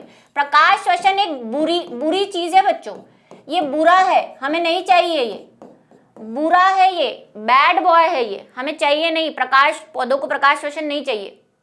क्यों नहीं चाहिए, उसका रीजन है, इसकी शर्तें हैं। जब क्या होता है, जब प्रकाश की तीव्रता बहुत ज्यादा हो जाती है, प्रकाश तीव्रता बढ़ जाए का एरो लगा दिया है मैंने, ऊपर बढ़ जाती है। अब प्रकाश की तीव्रता बढ़ जाती है तो आपको पता है पौधों में वाष्पोत्सर्जन होता है, तो पौधे के रंध्र क्या कर लेते हैं, अपने आप को बंद कर लेते हैं। जो रंध्र होते हैं वो क्या करते हैं, वो सोच रहे हैं भाई प्रकाश बहुत ज्यादा आ रहा है, मेरा तो सारा पानी जो है वो उड़ जाएगा, तो रंध्र बंद हो जाते हैं। अब बंद हो गए, आपको पता है प्रकाश संश्लेषण की अभिक्रिया में प्रोडक्ट क्या बन रहे हैं, ऑक्सीजन बन रही है। ये ऑक्सीजन पौधे के अंदर ही बन रही है, रंध्रों से बाहर निकलेगी, लेकिन रंध्र तो बंद हो गए। रंध्र बंद हो गए तो ऑक्सीजन अंदर कैद हो जाती है। अब ये ऑक्सीजन चालाक है, मुझे बाहर नहीं निकलने दोगे तो मैं तुम्हारा काम बिगाड़ूंगी, ऐसे बोलती है। अभी क्या करेगा, ये रुबिस्को के पास चली जाती है, और रुबिस्को को पता ही है आपको, रुबिस्को तो इंतजार ही किसका कर रहा है, ऑक्सीजन का, कि कभी ऑक्सीजन आए मेरी जिंदगी में तो मैं प्रोडक्ट बनाऊं। तो ये ऑक्सीजन इसके पास चली जाती है और ये एक चक्र चलाती है। जनरली इस प्रकाश श्वसन को C2 साइकिल भी कहते हैं, लेकिन एनसीईआरटी में ये नाम नहीं दिया हुआ है। ये क्या करती है, ये उल्टे काम करती है। ये हम जो एटीपी बना के लाए हैं वहां से, उसको एक तो यूज कर लेगी पहले, दूसरा ये कार्बन डाइऑक्साइड को उड़ा देगी। हमें कार्बन चाहिए, हमें ग्लूकोज बनाना है, हमें 6 कार्बन निकालने हैं केल्विन साइकिल के अंदर। वो 6 कार्बन कहाँ से आ रहे हैं, जब उसमें CO2 जुड़ रही है। अभी जो हमने साइकिल देखा, CO2 जुड़ती है तभी तो ये बनता है और तभी कार्बन निकलेगा। अब ये जो CO2 ये कितनी इंपॉर्टेंट है, ये प्रकाश श्वसन क्या करता है, CO2 को भगाने में लगा रहता है, कहता है C3 साइकिल तो इसको करना ही नहीं है, ये तो अगेंस्ट है C3 साइकिल के। अब ये क्या करता है, इसमें 3 अंग काम में आते हैं, ऑर्गन काम में आते हैं। ये ऑर्गन आपको नाम याद करने हैं, मैंने इसकी शॉर्ट ट्रिक भी बताई हुई थी। क्या बताई है भाई शॉर्ट ट्रिक, CPM। C से क्लोरोप्लास्ट हरित लवक, P से पेरोक्सिसोम एक ऑर्गेनल होता है, कोशिकांग होता है कोशिका के अंदर, कोशिका वाले चैप्टर में हमने पढ़ा भी है, और माइटोकॉन्ड्रिया। ये तीनों मिली भगत करके ऑक्सीजन का साथ देते हैं, इसका रुबिस्को का साथ देते हैं। क्या होता है कि जैसे ही कार्बन डाइऑक्साइड तो चली गई, वो तो आ ही नहीं रही है, रंध्र बंद हो गए, कार्बन डाइऑक्साइड बाहर से आती है, ऑक्सीजन ही ऑक्सीजन भरी पड़ी है। तो ये रुबिस्को क्या करता है, RuBSCO, ये रुबिस्को RuBP से PGA तो बनाता ही है, लेकिन PGA के 2 मॉलिक्यूल बन रहे थे ना, 2 मॉलिक्यूल बन रहे थे। अब यहाँ पे कार्बन डाइऑक्साइड नहीं आएगी, यहाँ पे ऑक्सीजन है, कार्बन डाइऑक्साइड तो मिल ही नहीं रही, तो PGA बनाता है, साथ में एक और चीज बनाता है जिसको हम बोलते हैं ग्लाइकोलेट बनाता है। जबकि 2 PGA के अणु बनने थे, तभी ट्रायोज बनेगा, तभी कार्बन निकलेगी। ये ग्लाइकोलेट यहां से जाता है माइटोकॉन्ड्रिया में, माइटोकॉन्ड्रिया और चालाकी करता है, यहां से एक CO2 निकाल लेता है। पहले CO2 आ नहीं रही है, जो कार्बन इसके पास है उसको भी CO2 बना के निकाल लेता है माइटोकॉन्ड्रिया। तो भाई एक तो हमारे पास CO2 कितनी इंपॉर्टेंट है, हमें ग्लूकोज बनानी है, ये CO2 निकाले जा रहा है, किसी और को दान करे जा रहा है, तो हम ग्लूकोज कैसे बनाएंगे।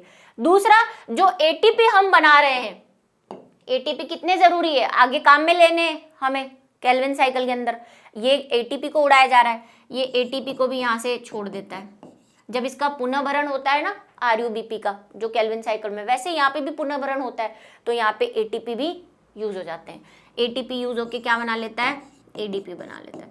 तो हर इसके साथ एक ATP और एक कार्बन डाइऑक्साइड निकल रही है, एक एक कार्बन करके ही तो हम ग्लूकोज बना रहे हैं, और ये कार्बन डाइऑक्साइड निकाले जा रहा है। इसीलिए प्रकाश श्वसन जो है वो पौधों के लिए नुकसानदायक होता है। कब होगा ये, पहली कंडीशन क्या है, प्रकाश की तीव्रता बढ़ेगी, रंध्र बंद हो जाएंगे और ऑक्सीजन की मात्रा बढ़ जाएगी।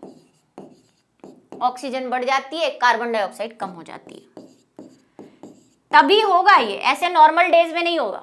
तीव्रता ज्यादा होती है तभी होता है, रंध्र बंद करने की वजह से होता है।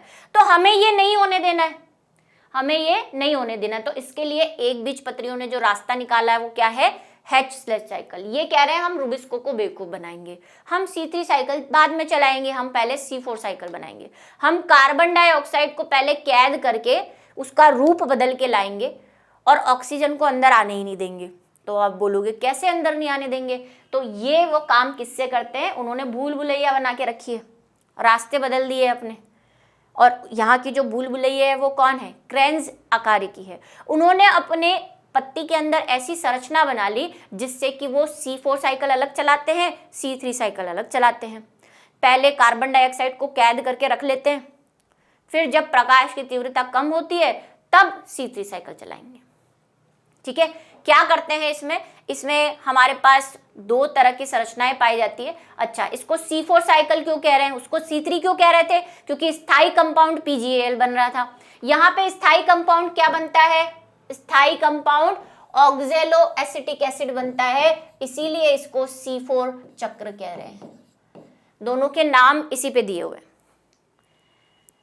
C4 साइकिल जो है वो क्रेंज आकारिकी के कारण होता है। अब क्रेंज आकारिकी क्या होती है, इसमें दो तरह की संरचनाएं पाई जाती है, एक तो होता है मीजोफिल पर्णमध्योतक और दूसरा होता है बंडल शीत। ये दोनों क्या है, सुनो, इन पत्तियों में जो ये जो गन्ना है, ये जो ज्वार है, इनकी पत्तियों में क्या होता है, जो मीजोफिल है वो बाहर रहता है, ये मीजोफिल है। इन मीजोफिल में जो शिरा होती है, पत्ती की वेन होती है ना शिरा, उसके जो सवन उत्तक होते हैं उनके चारों ओर सबने एक बीजपत्री की आकारी की पड़ी हुई है, पत्ती की आकारी की भी पड़ी हुई है। हमने पढ़ा है कि उसके सवन मंडल के चारों ओर एक कोशिकाओं का समूह पाया जाता है, ऐसा उसको क्या बोलते हैं, उसी को तो बंडल शीट कहते हैं, बंडल शीट कहते हैं उसको, एक बीजपत्रियों में। यही बंडल शीट और ये बाहर वाली जो कोशिकाएं उनको क्या बोलते हैं, उन सबको तो पर्णमध्योतक कहते हैं। तो ये हो गई बंडल शीट और ये हो गया पर्णमध्योतक बाहर वाला। हमने क्या किया, हमें रुबिस्को को ऑक्सीजन से मिलने नहीं देना, तो हमने रुबिस्को को बंडल शीट के अंदर कैद करके रखा हुआ है कि ऑक्सीजन को यहां तक पहुंचने नहीं देंगे हम। तो जो हमारा रुबिस्को एंजाइम है वो कहां पे बैठा हुआ है, बंडल शीट के अंदर बैठा हुआ है, और बंडल शीट के दरवाजे ऑक्सीजन के लिए हमेशा बंद रहेंगे। ये अंदर है ना, बहुत रंध्र तो यहाँ पे है, रंध्र तो पत्ती पे है। बंडल शीट के अंदर हमने रुबिस्को एंजाइम को कैद कर लिया है कि ऑक्सीजन से तुझे ना मिलने देंगे। ठीक है, हम पहले हमारा C3 साइकिल चलाएंगे, C4 चलाएंगे, फिर तेरे को C3 साइकिल चलवाएंगे। तो ये क्या करते हैं, यहां से यहां तक पहले कार्बन डाइऑक्साइड को ले आते हैं, ऑक्सीजन को आने, भाई ऑक्सीजन यहां तक आ भी नहीं पाएगी। देखो बंडल शीट की दीवारें जो होती है ना, वो ऑक्सीजन को आने नहीं देती, मना कर देती है, किसी भी गैस को नहीं आने देती, ऑक्सीजन तो छोड़ो। लेकिन आप बोलोगे फिर कार्बन डाइऑक्साइड कैसे आएगी, तो कार्बन डाइऑक्साइड की शक्ल चेंज करके लाएंगे हम। कैसे करेंगे, इसको हम इस बोर्ड पे पढ़ेंगे। 3 में हो रहा है ये हरित लवक पेरोक्सिसोम, और ये वाली बात हो गई। ग्लाइकोलेट चक्र भी कहते हैं, क्यों, क्योंकि इसमें ग्लाइकोलेट बन रहा है। ठीक है, हम क्या करेंगे, ये पर्णमध्योतक की कोशिका है, पहले पर्णमध्योतक की बात करेंगे। और ये क्या है, ये बंडल शीट है। वैसे तो बीच में बहुत गैप है, लेकिन हमको ऐसे ही बनाना है भाई, हम बीच में गैप नहीं दिखा सकते। ये पर्णमध्योतक है और ये है बंडल शीट, जिसको हम क्या बोल रहे हैं, पुलाच्छद भी बोलते हैं। अच्छा, वहां पे कई बच्चे पुलाच्छद देख के बोल रहे होंगे मैम पुलाच्छद लिखा है वहां पे, पुलाच्छद, पुलाच्छद भी बोलते हैं इसको। ठीक है, रुबिस्को कहाँ बैठा हुआ है, रुबिस्को अंदर बैठा हुआ है, हमने रुबिस्को को बंद कर दिया है। अब ये जो बंडल शीट होती है, ना तो इसमें ऑक्सीजन जा सकती है और ना ही इसमें कार्बन डाइऑक्साइड जा सकती है, बंद है, इधर से भी नहीं जा सकती, कहीं से भी नहीं जा सकती। तो अभी हमें कार्बन डाइऑक्साइड तो लानी पड़ेगी, कैसे लाएं, तो हम क्या करते हैं, पर्णमध्योतक की कोशिकाओं में पहले C4 साइकिल चलाते हैं। अब C4 साइकिल क्या है, हम कार्बन डाइऑक्साइड को ले लेंगे और कार्बन डाइऑक्साइड को लेके हम किस में देते हैं, कार्बन डाइऑक्साइड को लेके हम मैलिक एसिड में बदल देते हैं। उससे पहले हम क्या बनाएंगे, ऑक्जेलो एसिटिक एसिड। और ये कितने कार्बन का है, ये 4 कार्बन का होता है और सबसे पहला स्थायी कंपाउंड है, इसीलिए हम इसको क्या बोलते हैं, C4 साइकिल बोल रहे हैं। ऑक्जेलिक एसिड में बदल देते हैं और ऑक्जेलिक एसिड से फिर हम इसको बदलते हैं या तो मैलिक में, मैलेट में, या एस्पार्टिक में, एस्पार्टिक में बदल देते हैं। अब कार्बन डाइऑक्साइड इनके साथ मिल गई है, तो हमें ये तो जो बंडल शीट है ये तो किसी गैस को आने ही नहीं देती, तो अगर यहाँ ऑक्सीजन भी है तो वो अंदर नहीं आ पा रही है। ठीक है, और यहाँ पे हमने रुबिस्को को छुपा के रखा हुआ है, RUBISCO, इसको ऑक्सीजन से मिलने नहीं देना है क्योंकि इसको यहाँ पे छुपा के रखा हुआ है।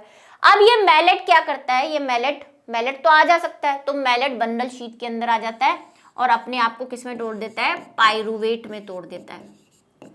जब ये अपने आप को पायरुवेट में तोड़ता है तो इससे एक कार्बन डाइऑक्साइड बाहर निकल जाती है, जो लेके आया था उसको छोड़ देता है। चालाकी, ऐसे नहीं वो चोरी चुपके हम महलों में प्रवेश करते हैं मूवीज के अंदर, है ना, उसको छुपा देते हैं और फिर वो महल में जाके बाहर आ जाता है। ऐसे कार्बन डाइऑक्साइड इनके अंदर छुप छुप के आ रही है, यहाँ पे आते ही क्या हुआ, कार्बन डाइऑक्साइड बाहर निकल गई, पायरुवेट बन गया। ये पायरुवेट वापस चला जाएगा और ये साइकिल ऐसे ही चलता रहेगा। इस साइकिल को हम क्या बोल रहे हैं, C4 साइकिल बोल रहे हैं। ठीक है, C4 साइकिल चल रहा है ये। क्यों? क्योंकि इसमें पहला कंपाउंड कैसा चला, ये। बस इतना सा चेंज है, बाकी अब सारा यहाँ पे वही राम कहानी है C3 साइकिल की। ये कार्बन डाइऑक्साइड अंदर आ गई, ऑक्सीजन से हमने निपटारा पा दिया। ये कार्बन डाइऑक्साइड क्या करेगी, रुबिस्को एंजाइम की उपस्थिति में RuBP से। अब देखो हर बार मैं साइकिल ऐसे बनाती हूँ, अभी मैं ऐसे बना रही हूँ क्योंकि मैंने कार्बन डाइऑक्साइड उधर लिखी है, चलो उधर बना देती हूँ वरना बच्चे बोलेंगे मैं उल्टा साइकिल चला रही हूँ। ये देखो, ये कार्बन डाइऑक्साइड मैं इधर निकाल रही हूँ ताकि हमें थोड़ा सा, ये कार्बन डाइऑक्साइड निकल गई पायरुविक एसिड से। ये कार्बन डाइऑक्साइड किसको मिलेगी, RuBP को मिलती है, RuBP को। ठीक है, RuBP क्या बना देगा, PGA बना देता है, PGA से ट्रायोज बनेगी, ट्रायोज से फिर पुनर्भरण होगा और RuBP बन जाएगा। बस हमारा रुबिस्को जो है उसको हमने ऑक्सीजन के जाल से बचा लिया। ये C3 साइकिल चल रहा है, सेम C3 साइकिल। यहाँ पे वही ATP NADP, ये आपको पूरा लिखना पड़ेगा बच्चों, छोटा छोटा, मैं यहाँ पे नहीं लिख रही, ATP ADP से। बस C3 साइकिल तो चलना ही है, उसको कोई नहीं रोक सकता। बस हमने क्या किया, हमें इसको ऑक्सीजन से बचाना था, तो हम कार्बन डाइऑक्साइड, क्योंकि ये ऑक्सीजन को आने नहीं देता, तो हमने पुलाच्छेद के अंदर बंद कर रखा है एंजाइम को। कार्बन डाइऑक्साइड को हम कुछ और बना के ले आए। कई बार आप सोचोगे मैम ये जो है पायरुवेट, ये पायरुवेट होता है बच्चों, यहाँ पे PEP, पैप, पायरुवेट, पायरुवेट, ये पायरुवेट जाएगा वापस OAA बना लेगा, ऑक्सैलोएसिटिक एसिड, और ये साइकिल चलता रहेगा। इसे कहते हैं H/ साइकिल। ठीक है, H/ चक्र या C4 चक्र चलेगा, तो इसमें भी C3 ही अल्टीमेटली। समझ में आया? अब लास्ट टॉपिक है आज के चैप्टर का, प्रकाश संश्लेषण को प्रभावित करने वाले कारक। कोई अध्यापक बड़ा ही चंचल मन का, बहुत सॉफ्ट हार्टेड, कि बच्चों को भाई प्रकाश शोषण, प्रकाश संश्लेषण में बड़ा ही कंफ्यूजन होता है, कोई सिंपल सा क्वेश्चन दे देता हूँ, तो उस सिंपल से क्वेश्चन में ये आएगा, इससे सिंपल कोई ना हो सकता। उसके बाद और सिंपल में हम देखेंगे कि वर्णकों के प्रकार पूछ ले, कौन कौन से वर्णक पाए जाते हैं, या कोई छोटा मोटा क्वेश्चन। तो देखो किस किस पे डिपेंड करेगी, सबसे पहले डिपेंड करती है प्रकाश पे। प्रकाश एक अभिक्रिया है तो भाई प्रकाश पे तो डिपेंड करेगी। प्रकाश संश्लेषण की अभिक्रिया प्रकाश पे डिपेंड करती है। अगर हम प्रकाश की तीव्रता बढ़ाते जाए, अभी हमने पढ़ा ना प्रकाश शोषण हो जाता है, क्यों होता है, जब प्रकाश की तीव्रता ज्यादा बढ़ जाती है, एक हद तक बढ़ रही है तब तक तो ठीक है। प्रकाश की तीव्रता और CO2 के यौगीकरण की दर को एक रेखीय संबंध बताते हैं, इसमें कोई वृद्धि नहीं होती। अगर प्रकाशिक अभिक्रिया उच्च हो जाए तो इसमें कोई वृद्धि नहीं होती, एक समय तक तो वृद्धि होगी, लेकिन प्रकाशिक तीव्रता में अगर आप वृद्धि कर दोगे तो फिर प्रकाश श्वसन होने लग जाएगा, इसलिए प्रकाशिक तीव्रता ज्यादा नहीं बढ़ानी है। ठीक है, दूसरा हमारे पास क्या है, ये देखो, संतृप्ति पूर्ण 10% पर होती है। छाया तथा सघन जंगलों में उगने वाले पौधों को छोड़कर प्रकाश शायद ही प्रकृति में सीमाकारी होता है। उसके बाद क्या है भाई, यही लिखना है, प्रकाश की दर कम हो जाएगी। अगर आप ज्यादा प्रकाश डाल दोगे तो क्लोरोफिल टूट जाएगा। क्यों कम हो जाएगी, एक तो भाई प्रकाश श्वसन होने लग जाएगा, दूसरा हमारा क्लोरोफिल हाई टेम्परेचर पे ब्रोकन डाउन हो जाएगा, टूट जाएगा। ठीक है, दूसरा कार्बन डाइऑक्साइड पे, जैसे जैसे कार्बन डाइऑक्साइड की आप मात्रा बढ़ाओगे, ये प्रमुख सीमाकारी है, तो प्रकाश संश्लेषण की दर जो है वो क्या होगी, पहले बढ़ेगी फिर गिरने लग जाएगी। तो वायुमंडल में प्रकाश कार्बन डाइऑक्साइड कितना है, 0.03% है, इतनी मात्रा रहती है इसकी। CO2 की 0.05% मात्रा के कारण CO2 के यौगीकरण में वृद्धि हो सकती है। पहले तो बढ़ेगा, पहले बढ़ाओगे तो बढ़ेगा फिर गिर जाएगी, ज्यादा बढ़ाओगे तो नुकसानदायक है, क्षतिकारी है। ये सब ऐसे ही है, कुछ भी एक्सेसिव नहीं बढ़ा सकते आप। अच्छा, यहाँ पे एक इंपॉर्टेंट चीज कि C4 और C3 में थोड़ा सा फर्क है। C4 वाले अलग तरह से कार्बन डाइऑक्साइड के प्रति दिखाते हैं और C4 वाले अलग दिखाते हैं। निम्न प्रकाश स्थितियों में दोनों में कोई समूह CO2 की प्रति अनुक्रिया नहीं करता। ठीक है। उच्च प्रकाशिक तीव्रता में C3 और C4 दोनों के पौधे प्रकाश संश्लेषण की दर को बढ़ा देते हैं, क्योंकि C4 तो वैसे ही डरे हुए हैं, तीव्रता बढ़ते ही ऑक्सीजन आ जाएगी और रुबिस को खत्म हो जाएगा। ठीक है। अच्छा, आपसे पूछ ले प्रकाशिक श्वसन किसमें होता है, तो भाई C3 में प्रकाशिक श्वसन होगा, C4 में नहीं होगा, क्योंकि ये C4 कर ही इसीलिए रहे हैं ताकि प्रकाश श्वसन नहीं हो। प्रकाश श्वसन को हिंदी में क्या बोल रहे हैं, प्रकाश श्वसन, इंग्लिश में क्या बोल रहे हैं, फोटो रेस्पिरेशन, तो इसको भी ध्यान में रखें। ठीक है। CO2 का स्तर जो है C3 पादपों के लिए सीमाकारी होता है, क्योंकि ये भाई डरे हुए हैं ना, इनमें प्रकाश श्वसन हो जाएगा अगर ज्यादा CO2 कम या ज्यादा CO2 आ गई तो। ताप कैसे डिपेंड करेगा, जब एंजाइम, भाई आपको पता ही है जहां एंजाइम की बात आती ही नहीं है वहां पे टेम्परेचर तो हमारा फिक्स सही है कि 25 से 30 डिग्री 35 डिग्री एंजाइम की क्या होती है, लास्ट स्टेज होती है। इससे ऊपर बढ़ाते ही एंजाइम की 12 बज जाएगी और आपका सब के सब धरा रह जाएगा, प्रकाश श्वसन, प्रकाश C3 C4 सब ऐसे ही रह जाएंगे बिना एंजाइम के। तो हमें एक हद तक अगर हम टेम्परेचर बढ़ाएं तब तक तो ठीक है, एक हद से टेम्परेचर ज्यादा कर देंगे तो एंजाइम का विकृतीकरण हो जाएगा, प्रकाश संश्लेषण की दर कम हो जाएगी, प्रकाश संश्लेषण कम हो जाएगी। तो ज्यादा डिपेंड नहीं करता है, लेकिन टेम्परेचर आप बढ़ाना नहीं ज्यादा, क्योंकि ये सब क्या है, प्रकाश संवेदी है, सब एक्सेसिव है, सब निर्भर जरूर कर रहे हैं लेकिन सब एक लिमिट तक बढ़ाओगे तो बढ़ेंगे फिर गिरा देंगे, सबका यही है। C4 पौधे उच्च ताप पर अनुक्रिया करते हैं तथा उनमें प्रकाश संश्लेषण की दर ऊंची होती है। क्यों ऊंची होती है, इसका रीजन हम समझ चुके हैं। अब प्रकाश ज्यादा आ रहा है या तीव्रता ज्यादा आ रही है प्रकाश की, तो C3 वाले तो डर जाएंगे क्योंकि इनमें प्रकाश श्वसन होने लग जाएगा, इनके पास कोई उपाय है नहीं। ये मस्त मौला है, इनके पास C4 साइकिल है, ये कहेंगे हम C4 साइकिल चला लेंगे, हमें क्या मतलब है। ठीक है। तो ये ज्यादा हमें क्या करेंगे, हाई टेम्परेचर पे भी प्रकाश संश्लेषण की दर बढ़ी हुई रहती है इनकी। C3 वाले जो हैं वो बेचारे कम ताप पर ही खुश हैं, क्योंकि उन्हें किसका डर है, जो विलन है हमारे प्रकाश संश्लेषण का, कौन, प्रकाश श्वसन। बुरा है ना, ये ध्यान रखना, अच्छा नहीं है प्रकाश श्वसन, बुरा है, क्योंकि ATP यूज कर रहा है, कार्बन डाइऑक्साइड बाहर निकाल रहा है। ठीक है। इष्टतम ताप पर ही अभिक्रिया होगी। और लास्ट है जल, जल के बिना तो क्या, इलेक्ट्रॉन आएंगे कहां से, वो जो हाइड्रोजन रो रहा था वहां पे इलेक्ट्रॉन देने के बाद कि मेरा क्या होगा, उसको जल किसने दी, उसको इलेक्ट्रॉन कौन दे रहा है, पानी ही तो आया था, मैं दूंगा इलेक्ट्रॉन करके, तो ये तो हमारे लिए है ही इंपॉर्टेंट। तथापि कारक के रूप में जल का प्रभाव पूरे पादप पर पड़ता है, न कि सीधे प्रकाश संश्लेषण पर। प्रकाश संश्लेषण को निर्भर तो कर रहा है जल पर, लेकिन भाई दूसरी बहुत सारी क्रियाएं हैं जो बिना जल के नहीं हो सकती, परिवहन है ना, वाष्पोत्सर्जन है, उसके बिना जल अवशोषित नहीं होगा। तो जल बहुत क्या है, इंपॉर्टेंट है, वैसे भी प्रकाश संश्लेषण को भी नहीं देखे तो भी। तो ये थे प्रकाश संश्लेषण को प्रभावित करने वाले कारक, और यही था हमारा आज का वन शॉट। और मुझे लगता है कि काफी बच्चों का रिवीजन हो गया होगा और अब उन्हें प्रकाश संश्लेषण और श्वसन में कोई प्रॉब्लम नहीं होगी। श्वसन और प्रकाश संश्लेषण को अलग अलग रखें, दोनों की टर्म अलग है, कई बच्चे इसमें कंफ्यूज हो जाते हैं, उस कंफ्यूजन को क्रिएट नहीं होने दें।